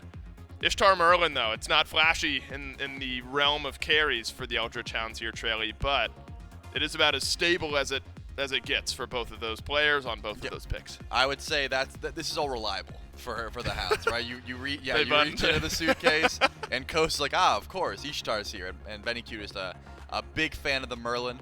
Brings great clear early on. You can stay pretty safe under your tower if you're worried about dive, and then late game, you got big circles, and that's pretty much what all these mid laners flock to whenever possible. So I've got no problem with that. You're pretty much fighting around your assassins. If you look towards the sky and Ducky and Oathhh are on the way, then I'm thinking BennyQ's gonna be there for the follow-up as well. Well, if you're following along with the bingo card that SMITE Game posted on Twitter, Dolson Laughs was one of the corners. You can cross that off. We're 1 game in to our season, and I've already laughed. So you mark that one off the top right-hand corner of your SMITE bingo list. Things get really interesting from this point forward if you look at the grand scheme of this weekend. If the Styx Ferrymen lose this one, they're out of the SMITE Pro League kickoff tournament. And then you're talking about a group stage draft later on, drafting 2 groups, and how difficult that becomes for whoever's picking teams. You don't get a lot of data on the Styx Ferrymen. Are you valuing them based on name? Are you valuing them based on what we see here? Things get messy depending on how Game 2 and potentially Game 3 goes. Let's waste no more time. Hounds versus Ferrymen, Game 2. The Styx Ferrymen have got to pull out a lot to try and take down the Hounds for Game number 2. It was a great start from the Hounds at the beginning of Game 1, followed by kind of a subpar mid-game from the Hounds, but then it came down all to the late game, where the Ferrymen were able to repel at Phoenix's time and time again, Gore, before eventually the final nail in the coffin was driven through, and the Eldritch Hounds were able to take game number 1. But now we see what feels like maybe a bit of a momentum shift for the Eldritch Hounds. This Thanatos, something we always talk about, kind of being more of that early game style of God to really kind of get those first 9 to 10 levels out there for the team. You feel that now changes up for the Eldritch Hounds and does shift them to really facilitating more towards that early. Yeah, I wouldn't mind seeing them try to get a little more aggressive early. They got a sub 2-minute first blood last game, so shoot for something like that in my mind, right? Try to find that kind of opening. But you also have, I think, actually facilitators that can maybe enable that a little bit more, right? BennyQ, we've talked about this, seen this, and you had mentioned it. Tiamat, Merlin were the 2 mages that were pretty much the thing during the play-in tournament. Going to the Merlin, very, very solid as far as gods go for him to pick up.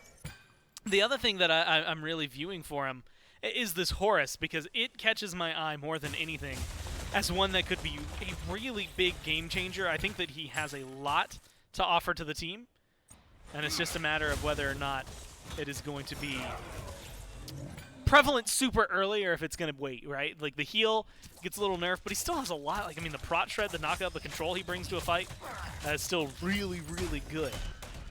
So I'm going to keep my eyes on Quig, but as you said, Oathhh as well.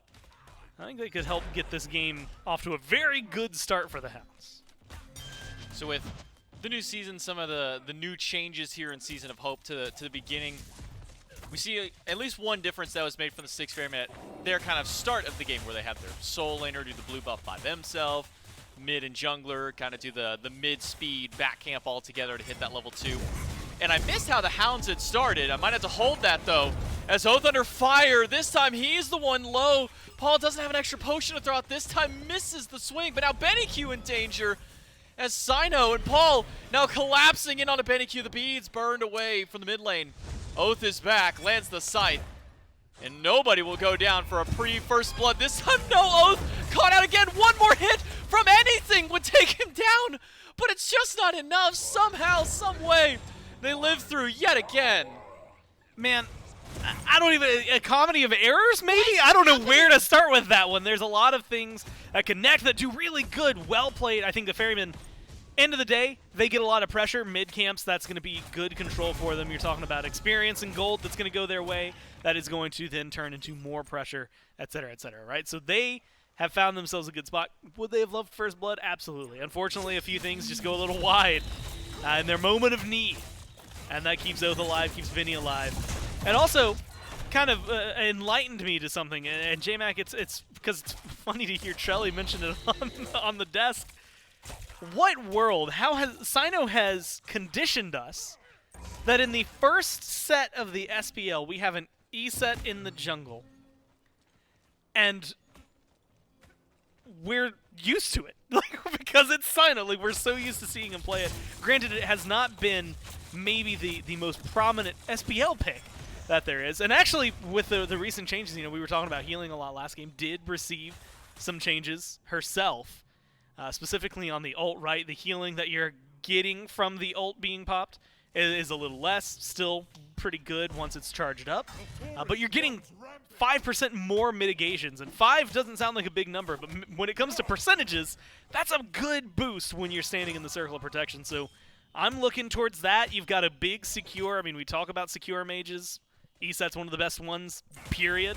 And so I think that this is going to be a really big deal for Cyno towards the late game. And I think that's a lot of it. I mean, once again, I feel that we're in the same position that we were in last game, where the Hounds have some stuff that right now for the first 15, 16, 17 minutes they can get hands on. And then the Ferrymen have a lot of stuff that starting at 15 minutes with the Baba Yaga, the Double Hunter, and now an Eset, you're going to see them really start to change the pace of the game. Ducky versus Baskin on the right side. And the Thor Chernobog getting some help from the junglers over there as well. Cyno gets a shield, drops the ult, but he's not fast enough to get the heal back. And it's Oathhh striking First Blood, but not in the way you would expect. That execute's still online for the Thanatos. He can use that maybe to dunk in on another unsuspecting target. But the Eldritch Hounds on the board first, a First Blood and nearly a 1,000 gold lead to start out game 2. I'm just really excited to watch this Thanatos pick as the game unfolds, not just because of reasons like this. I mean, you can get a lot of damage out there. That scythe goes a little wide, which makes me look foolish more than Oathhh, because I was just talking about how much damage he can do. Instead, it's going to be that execute. I mean, we talk about it so much. I'm going to call it a caster's curse. The damage that you can get out of a Thanatos early on, but the transition into that execute late is just so clean. And you're looking at Aror for sure going to be tanky. I have to imagine, I mean, one, with extra mitigations on the ult, Cyno at least being able to make people feel a little tankier. XQ doesn't care about the mitigations. It just cares about where that health threshold is. So I'm going to watch Oathhh very carefully, because I think Oathhh is going to be a very key piece for the Hounds to find success. Not just early, but late game. Removing someone from the board, such a huge deal. And I'm going to expect him at this point to do that more often than not. Probably Aror is the most high-value execute target, but really anytime you get a kill, that's a huge deal. And last game, we saw a lot of people limping away super low health bars. That's not going to happen as easily this time around. I'm actually wondering how meta Horus will continue to be throughout the weekend and throughout the early stage of 10-3, because, you know, again, with all the healers getting kind of balance changes to their healing aspect, they get some buffs in other directions. Horus getting a little tankier through his passive, through the stacks that he gains out of there. But also, I didn't remember or realize how insane of a buff his healing dash got, that Protector Surge. Yeah. Less healing, yeah, it goes from, I think, like 250 plus scaling to the 160 max. But a 6-second cooldown buff. Yes. From 16 to 10 seconds? That is insane. I cannot, yeah. I don't think, insane is even underwhelming. Like, there is no word I can think of that describes how big a 6-second cooldown change like, is. We talk 1 and 2 ability. seconds, and that's kind of cool, and like, yeah, that can change. But 6 seconds on a pretty long-range dash that also, you know, just so happens to give a heal to your team. That's crazy. I expect Quig to be super mobile throughout this one. Like you said, the healing's maybe going to be a little less. But if you're qualifying that, whether it's engage and you're catching up to someone, like Ducky dunks in, you need to get in there fast with him. That's going to be there. Disengage is going to be there a little faster. And again, having so much I think in your kit already. Knock up that, in my eyes, again, small, good, powerful. It still brings a lot to the table, plus Prot Shred, which I just can't get over. I love Prot Shred in this game. I think it's something that can be, I don't want to say undervalued, because I think it's valued the right amount. It's not something that you're like, I'm going to pick this god only because they have X, but then you're like, oh, well, if I hit them with this, all of a sudden they're taking a lot more damage. Quig is going to set up burn from BennyQ very easily, damage from Coast late game very easily, Oathhh very easily. Again, a lot of the Hounds that I think can really rely on this support. And right now, what you're going to be looking at is a dude who's super mobile. I mean, you could have, especially with Warrior early game scaling, essentially a second jungler. Ducky inside the ultimate from Cyno. One more swipe from the Wing Gust is good. Oathhh unable to close out a kill. Now collapsed on by 3. The Spirit Ball is there. And Cyno credit to the kill, gifted by Aror. And as a double kill for the jungler of the Ferrymen, and a great start to fight back against the Hounds. Man. If he like, look, I see the jukes, right? He goes left, immediately turns right to dodge out some things. Unfortunately for him, the the stun from Cyno thrown to the right immediately. Not going to be able to do too much about that one. And just an unfortunate position for him. And even worse for the Ferrymen in general. A 2-man drop very quickly. Suddenly creates a conversation on the right-hand side. The Assassin's not doing too well. Thanatos isn't off to as much of a good start as maybe you would hope. If you're looking at the Ferrymen going in towards that 10-minute mark, at least here in the next minute and a half, and the game's roughly even, that means that they're close to the power spikes, similar to the Hounds, but their late-game carries will do better with those. It's not to say that, you know, Merlin isn't going to do things late game, that Oathhh, Ducky, etc., aren't going to, but I see Double Hunter and a Baba Yaga, man, and again, 15 minutes, they're going to start to come online in a very powerful way. 20 minutes, they're going to start swinging. And if CycloneSpin can do what he was doing last game, but without the massive deficit the team was at, it is going to be a very different story. Cyclone might get a little bit of a collapse from Quig, but not going to go aggressive with Aror standing by. And I think maybe to kind of add to the scariness of the late game of the Styx Ferrymen, for a while we were only seeing Eset in the support role. So when we think of ways of securing Fire Giants and Gold Furies, Eset very early, yeah, 300-400 damage out of your support, nice, yeah. But this is going to be a full damage Eset, so you have 2 Hunters and 2 huge burst mages. Really feels like it could get dangerous for the Eldritch Hounds around these objective plays. But with this early lead that Cyno has built up for himself, about a 1-level lead, not enough yet as the Eldritch Hounds go to the Gold Fury. Dharmic Pillars dropped by Aror. Fury does not go down just yet. Instead, it's the Ferrymen to take it away. Oathhh thrown up by Aror. Quig low. Quig gone. Oathhh low. One good shot from Paul from downtown will do it. And it's a double kill for the Ferrymen. An objective under their belt, and maybe make it 3 as all 5 are here. Nowhere for Coast to go, and it's a kill for Baskin. Only Aror going down to the damage of the tower. So, last game, that Fire Giant call the Hounds made was just a smart, great call. Whoever didn't decide to back off, the minute I think Aror steps up there, knowing that Cyno exists on the other team, knowing they've got a lot of secure, you've got burn because of BennyQ, but secure is on the other side. I feel like the Hounds should have pulled out a little faster there. Unfortunately, they're a little slow, and as you had mentioned, at that point, it's just easy pickings. You grab one, and then you just keep walking forward. Oathhh doesn't get super far away. The rest of the team doesn't have much of a safe haven if you've got 5 people. If Aror is going to die for 3 plus a Fury, I'm making that trade every single day. I mean, it is such a clean, easy decision for them to make. And so I think the Hounds maybe just kind of misread the situation. Maybe they're not thinking there's as much backup for Aror. But those Dharmic Pillars kick off that fight in a way that otherwise maybe wouldn't have happened. Auror's already got a Spectral online, so that Boomerang on the side of Coast and presumably the next few items like we saw last game, going to just do less inherently early on. I think the Ferrymen have put themselves in a much, much stronger position than we got to see them at any point last game. Ducky currently even with Baskin, even despite the 1-0-4 that Baskin has to his name. So maybe a little bit of a tribute over to Ducky for being able to hold on to that farm, even despite the fact that he did go down. to the rotation of Cyno just earlier on. But a tier 1 tower for Cyno and Baskin on the right side of the map will remove that safe haven for Ducky, who goes into the sky. Dunk is just shy of Cyno, and it's a turnaround immediately. Ducky, what are you doing, my man? I don't know if he thought he had backup coming a little sooner, but he whiffs the ultimate and everything else. A quick punish by the Ferrymen. Now 6 on the board for the Chaos team. Yeah, that looked like a we need to make something happen play.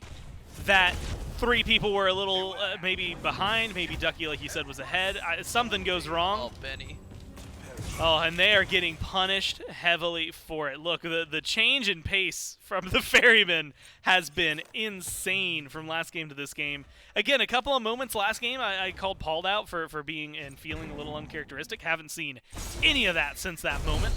And I think that this has been a good turnaround. Should be a very easy Pyromancer for the Ferrymen. Going to be another little boost to this early lead. And J-Mac, if we're talking about a game that is full of a composition, at least for the Ferrymen, that really loves to get this gold online, really loves their leads.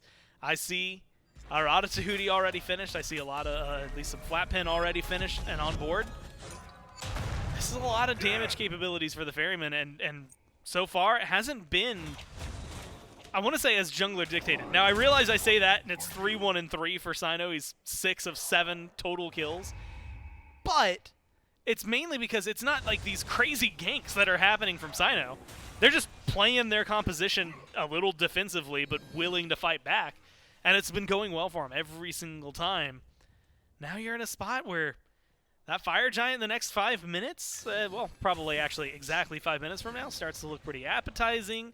Any objective, like the Oni Fury that's about to spawn in, should be a pretty easy pickup for the Ferrymen. Not a lot of window for the Hounds to fight back if they want to feel like they're fighting on even ground.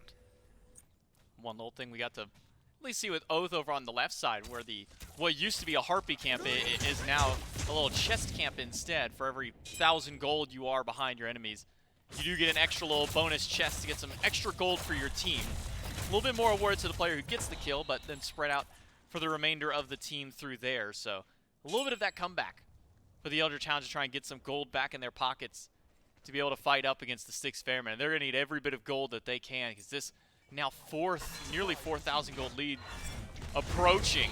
Cyno would be a great target to take down now, but that circle protection is keeping him very healthy. Quig barely makes it back, only because Ducky and Oathhh are around the wall for him to dash back to. But this sets up now for the Styx Ferrymen. Baskin is going to take a tier 2 on right side, and the rest of the team working on the Fury on the left. Coast is there to at least keep Baskin from going forward. But Hounds have got to answer back. Ducky and Oathhh have ultimates to get inside, but they're being zoned away. Baskin has rejoined the fray instantly. But the Ferrymen get the Fury, and all 5, maybe sans Aror, will be able to get out of this one. He drops the Dharmic Pillars, but he'll be the sacrificial lamb unless Ducky and Oathhh can find the double dunk in. Aegis early from Paul, and it's an execute from Oathhh. That's a double kill for the Hounds and a much-needed kill for their jungler. That's a huge pickup for them as well. I mean, you're talking levels behind, struggling, having some issues so far this game now. Able to get aggressive, able to do a little bit much. You lose the Oni Fury, so you've got some pretty powerful minion waves that you have to push forward through, but you've only lost 2 towers. You're tier 1, tier 2 on right. You can stabilize a little bit of the map. And the gold hasn't swung nearly as heavily in favor of the Ferrymen. I mean, you know, we used to talk about this all the time, but like early game gold, even when you're dominating the way that the Ferrymen were, it's not suddenly pulling you up 10,000 gold. You're going to find yourself 2 to 3. Although maybe more if they go for an FG. I was about to say, you got Eset. Yeah, you got a lot of damage, a lot of secure there. Styx Ferrymen get the Fire Giant. Part of that healing rework with Eset. A little bit of extra damage mitigation when that ult drops down now, back up to 30% while it's there. So early game Fire Giant, no problem for Styx Ferrymen. The question is, what do they go with it from here? A tier 1 tower in mid is a great start, but don't imagine we'll see much more than maybe a couple of towers through here. At least gets the objective off the map and maybe resets the momentum for the Ferrymen. Yeah, gives them that opportunity to say, you know what, hey guys, that last fight, that was bonkers. I don't know why we took it. It was really weird. We were trying to get Baskin out. They got a couple of good ults. That's all that matters. We can deal with that. Get the Fire Giant, like you said, mentally reset.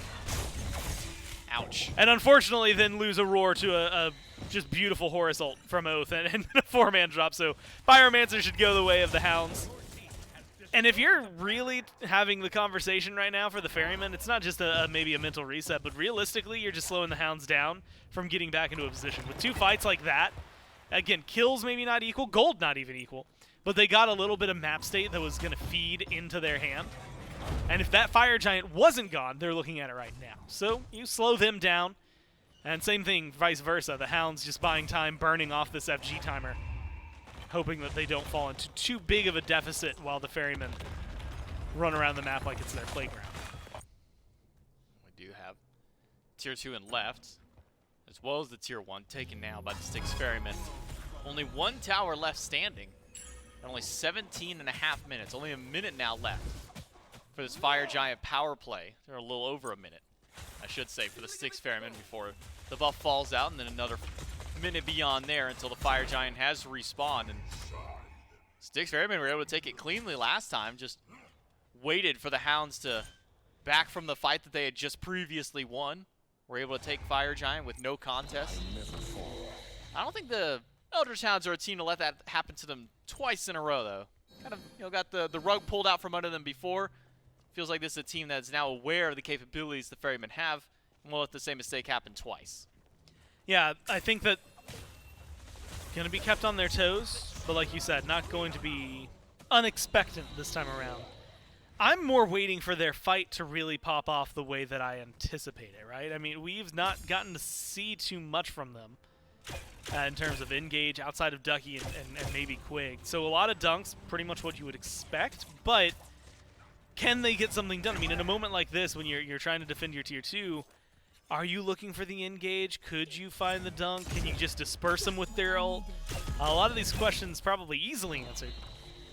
It's just whether or not they can go for it, feel confident in their capabilities. Hounds have a lot of damage under their belt. Dominance just now finished for Ghost, very similar to what his build was last time around.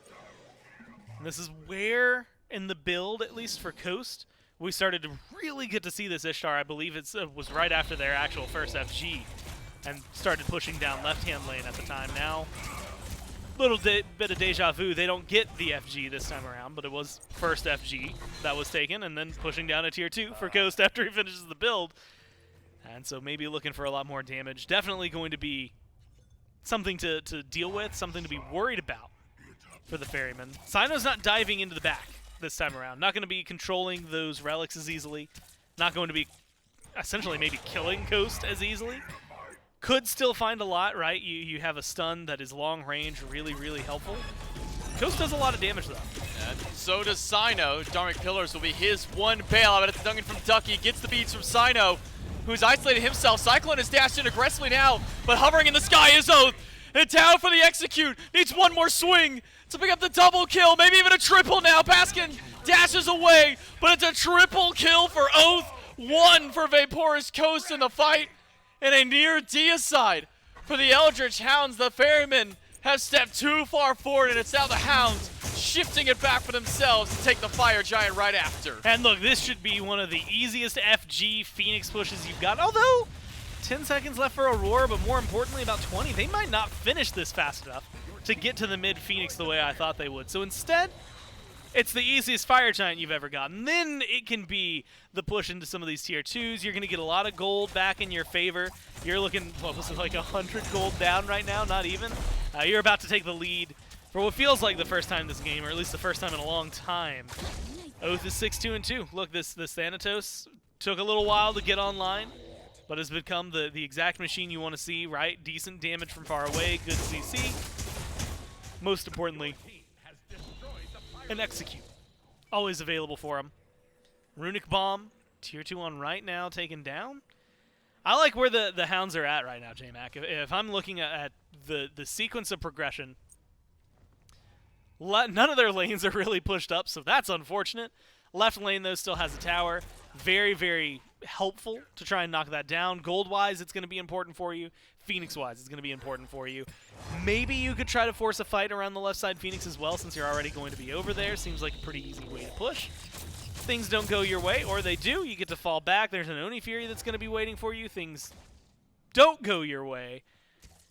you got to make sure that you get out of there maybe a little quicker, right, instead to get the reset that's proper for your team. Buff is very, very quick as of right now. It can be a very,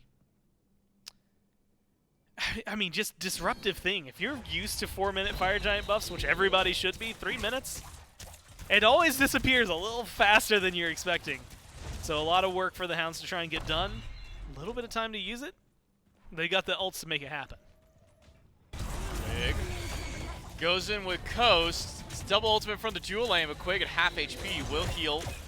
Thanks to help of BennyQ, but maybe not quite getting the value that the Hounds were hoping off that Horus ultimate, trying to pull almost one of those genetic specials where you bring a minion wave with you to a Phoenix. Oh, yeah. Unfortunately, the Ferrymen were already at the Phoenix and waiting for that one to happen. Defense was already set up. A lot of the ults, everything else wasn't necessarily there.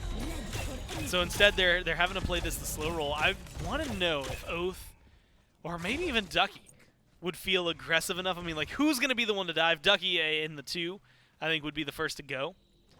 But it is very much like what we saw earlier. If you're not going to be able to get that instantly, fall back, grab an Oni Fury. This is going to power up a lot of waves for you. We mentioned it a second ago, but now left pushed up even further because they got the tier 2. Mid's about midway through the map. An Oni wave is going to help get the lanes back in your favor if you're the Hounds. Set you up for this next FG pretty cleanly. Right now it's going to be about the ward vision. It's going to be all about the the game on the map. And I see 2 sentries, 3 regulars. Maybe want to see a little bit more for that in terms of the Hounds if they want to make sure they get a lot of control. They also have 2 runic bombs. So J-Mac, you get this Fire Giant. Hell, if it takes long enough, you get that Pyromancer. And all of a sudden, we're in a conversation of 3 bombs getting dropped, an instant dead Phoenix. I mean, a literal nuke for it. I think that could be a really fun play to watch them make. It all depends on whether or not the Ferrymen can get the drop on them around the FG. Fire Giant, though, still about 30 seconds from spawning back in. Pyromancer short to follow after that. So will there be a dance around this Fire Giant pit from the Ferrymen to bounce back against the Hounds? Remember, it was nearly 3,000 and climbing gold down for the Eldritch Hounds just earlier on, and now it has spiked back up to nearly 4K in favor of the Order side team, and all in the span of just a few minutes and a single team fight to sway this back. The Eldritch Hounds, or at least Ducky, will find some good damage over towards Aror. Spots out the support, and they should know that Baskin on this Chernobog can join the fight at any time. And Oathhh, the man on your screen right there, has been the one to really get some big setup for his team, finding multiple executes so far in this game. We'll definitely need some as these fights carry on. I'm really watching Engage at this point. A lot, I think, that Quig can do for the team and has been doing for the team, but that's going to be a huge pickup. I mean, just damage-wise, that is a massive deal. Lucky for Aror that Ganesha is one of the very few characters that can just walk through walls with his dash. That keeps him alive there. Otherwise, that's a beautiful pick for the Hounds, and we're having a different conversation. Instead, stays alive. Healing has been a very, well, hot topic for the last week for good cause. He's going to need to sustain up. Looks like he's going to go back to the base. If they can use this time, Ducky gets aggressive with a dunk, anything like that, it could lead to a very easy Fire Giant for the Hounds. Fire Giant started up now. The Eldritch Hounds waiting for the Ferryman to step forward. Remember, Eset ultimate on cooldown from the previous engagement. Ducky, half HP, juking away from Baskin at this point. And a brief pause in the action as we get set up around the Fire Giant. 25.5 minutes in, and it's starting to get a little bit dicey for the time being. What this really feels like, that feels like a record scratch, like, I bet you're wondering how I got here moment. I mean, Ducky just standing there, half health, just a lot of damage in the process. And that, like, you know what? We were in a 4v5. How is this happening? Like, how did I get here? Moments like that. You know, if he does make it out of there, right, Thor's pretty mobile. Not necessarily unexpected for him to maybe survive. But you're looking at a disadvantage. He's going to be TKO'd. He's going to get thrown back to base. It's going to give an opening for the Ferrymen around this FG. You had mentioned it. That was maybe the best time that you could try if you're the Hounds, because there is no Eset, no circle of protection, secure. It's essentially just a 50-50 at that point, right? You've got a little bit of burn, or maybe a lot of burn because of the Merlin. That is your opening. Unfortunately, they don't get it, and so now it's this, can you retreat, maybe relapse into the fight and see what you can do? Or is it just going to come crumbling down from there? I'm still surprised more than anything, though, that the Hounds didn't... I keep expecting ult usage and then not seeing it. And it's not necessarily that they're not making the plays. It's just I'm wondering when it's going to happen, right? Like, you know, even looking at that, when are you going to get the dunk? When is that stun going to come through? What is the next big play for you? And how are you going to make it happen? I think that's what we're really looking for. Or I'm looking for. Jump ourselves right back in. Unfortunately for Ducky, he didn't make it through. The Fire Giant, though, does end up going to the Eldritch Hounds, who stuck around for the gamble on it. So once again, Ducky trading his life, but Oathhh also caught out of position. Where will he land back down? It's on top of Cyclone fighting back. I love that. Does get the trade out there. A 1-for-1. And Oathhh might be able to fight for more. He's still rather healthy, but now there are two collapsing down on top of the Thanatos. Gets a heal off the minion, but that heal is nowhere near enough. Baskin able to shut him down. 2-for-1, and Fire Giant on 3. Well, you lose Oathhh, but Oathhh, I'm going to call it styled on, but just absolutely, you know, erased CycloneSpin from the world. Gone for 40 seconds. If I'm the Ferryman here, and I feel like, again, deja vu right now, you just bought time. This Fire Giant buff is going to disappear pretty quickly. I don't think 3, even with Ducky, maybe 4, are going to be able to push down this Phoenix to the best of their abilities. They've got a couple minutes to work with. Do still have 2 of their 3 prior runic bombs. It looks like Oathhh used his, so losing a little bit of some burst, but gaining burst elsewhere. Maybe you could risk it. Maybe you could go for it. I think, as much as it sucks to say this 3 minutes ahead, I think we're in the conversation for an EFG right now.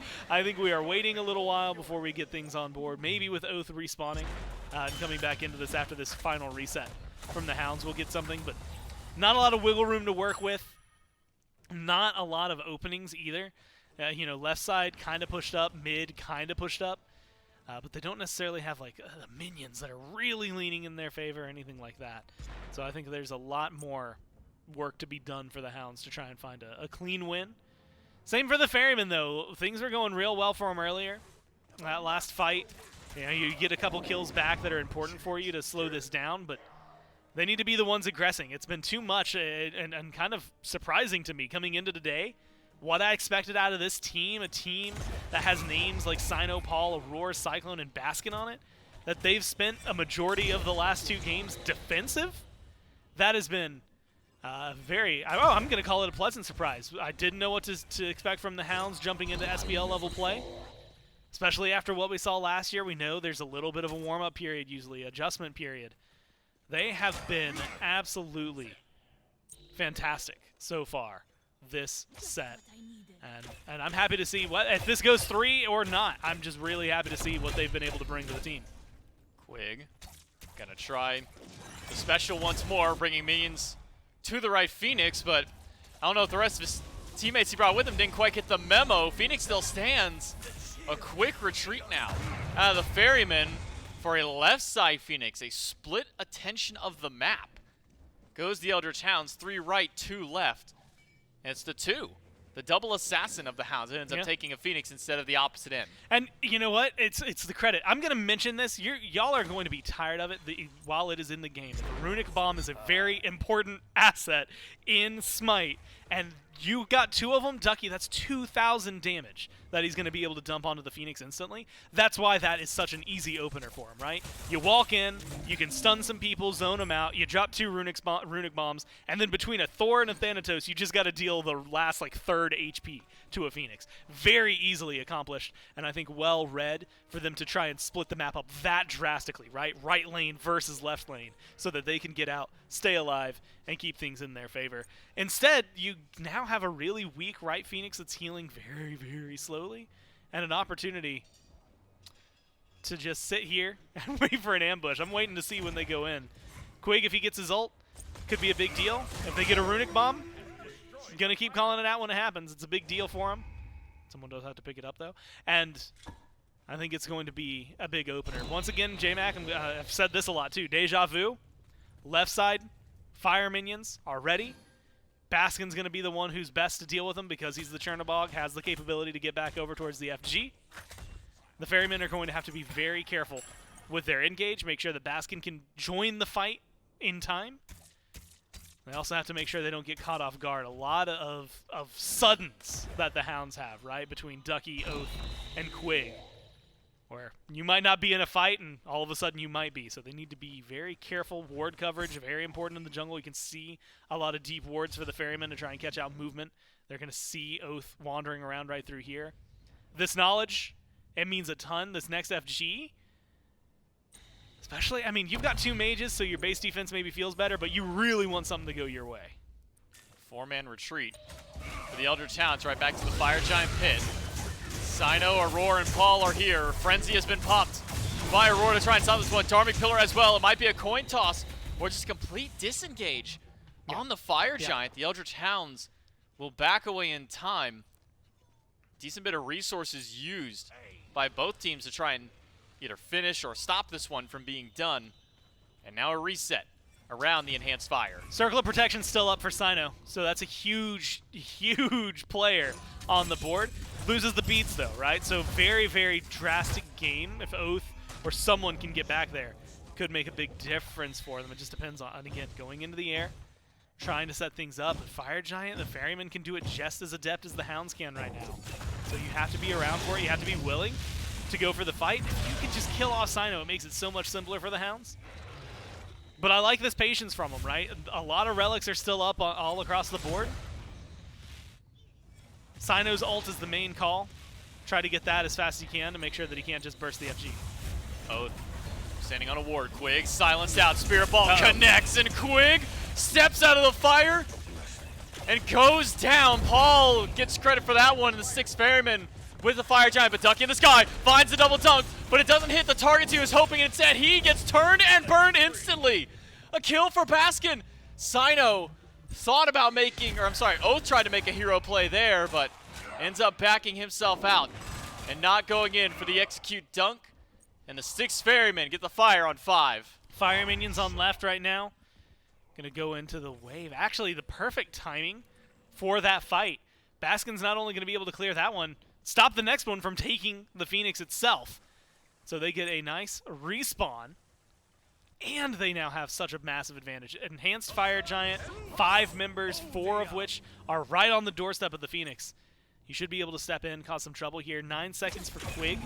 That's not as big of a game changer as maybe getting Ducky back, so this is a really good opportunity to cycle it so low. Oathhh goes into the back, finds the blink shot, finds the double, make it a triple, and execute to come through.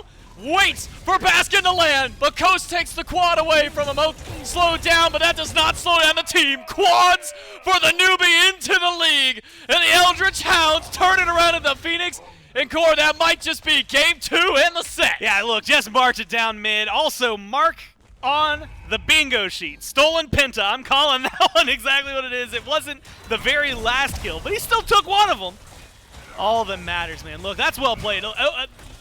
Who cares about anything else that just happened in that game? It's literally Oathhh that makes a huge play. Yes, there's a lot of damage. I have to give shout-outs to BennyQ, shout-outs to Coast, because they're there to really facilitate and enable that Thanatos. But a triple kill, quadra kill to end the game, 3 of which are on a huge defense that you need to make happen while you're in a 3v4.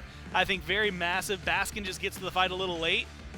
Look, man, you are a team coming in. You have a bunch of players. You know, Ducky, I feel bad throwing him under the bus because he just won, but like very low win rate in his SBL career. You've got BennyQ, does not have a great win rate in his SBL career. 3 guys, admittedly, who haven't been in the SBL, even though Coast has been around the scene for a while. And so you win your tournament for the play-in. And you win against a lot of big names. And then the question is, okay, what kind of team are you going to be when you have to face against these SBL squads? They've answered at least part of that question today, and it's 2-0. That is a beautiful win for them, a great way to start off the season. They should be holding their heads up high no matter how the rest of this tournament goes, because that is a huge deal. Now, when I say the new kids on the block, I refer to at least a few of them joining the SPL for the first time, but definitely some names that have been around in this competitive scene for a while. The Eldritch Hounds, new towards the SPL, but definitely make some early waves in this tournament. They knock out the Styx Ferrymen right away with a clean 2-0. We'll throw it back over to the desk to keep breaking it down. This also shakes up history in regards to qualifier teams against SPL teams in general. Eldritch Hounds 2-0 over the Styx Ferrymen to start off our weekend here in the SMITE Pro League kickoff tournament. Remember, all of this snowballing us towards finding a #1 seed. That'll be our first team in our first group, and then that team will send a team over to Group B, and we'll go back and forth like that. So long journey ahead of us. But what I'm referencing there, Trelly, is traditionally our qualifier teams, the 2 teams that qualify into the SPL at the beginning of the year, perform incredibly poorly against the SPL teams, at least in the first phase, and take some growth.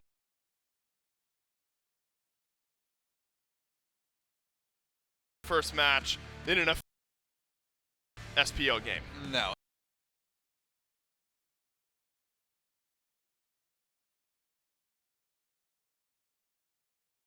But Coast just to be the only Penta kid on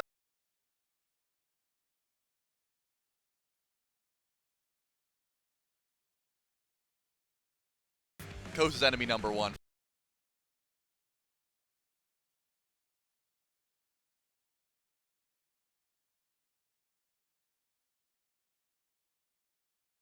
booth and really the Pentas on the line.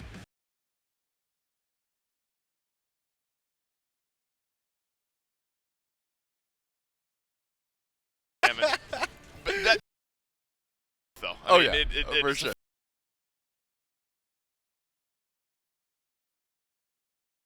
Thanatos 4-0. We're talking about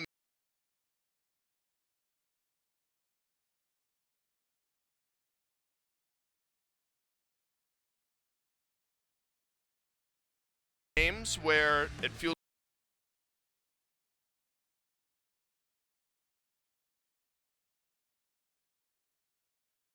you drop that, where the Eldritch team fight a little bit better in the mid game.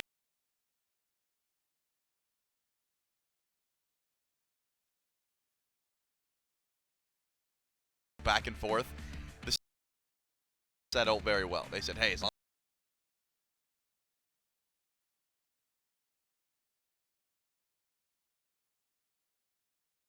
the Hounds showed a great in that comp. It's a dream start.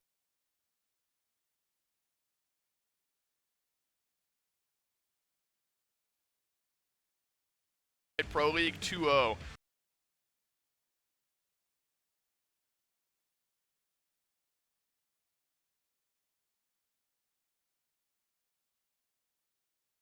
Oathhh joining JMac.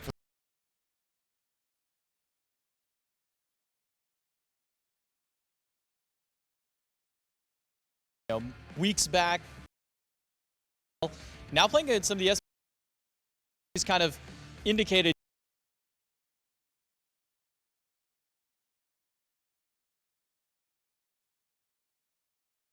it feels really good.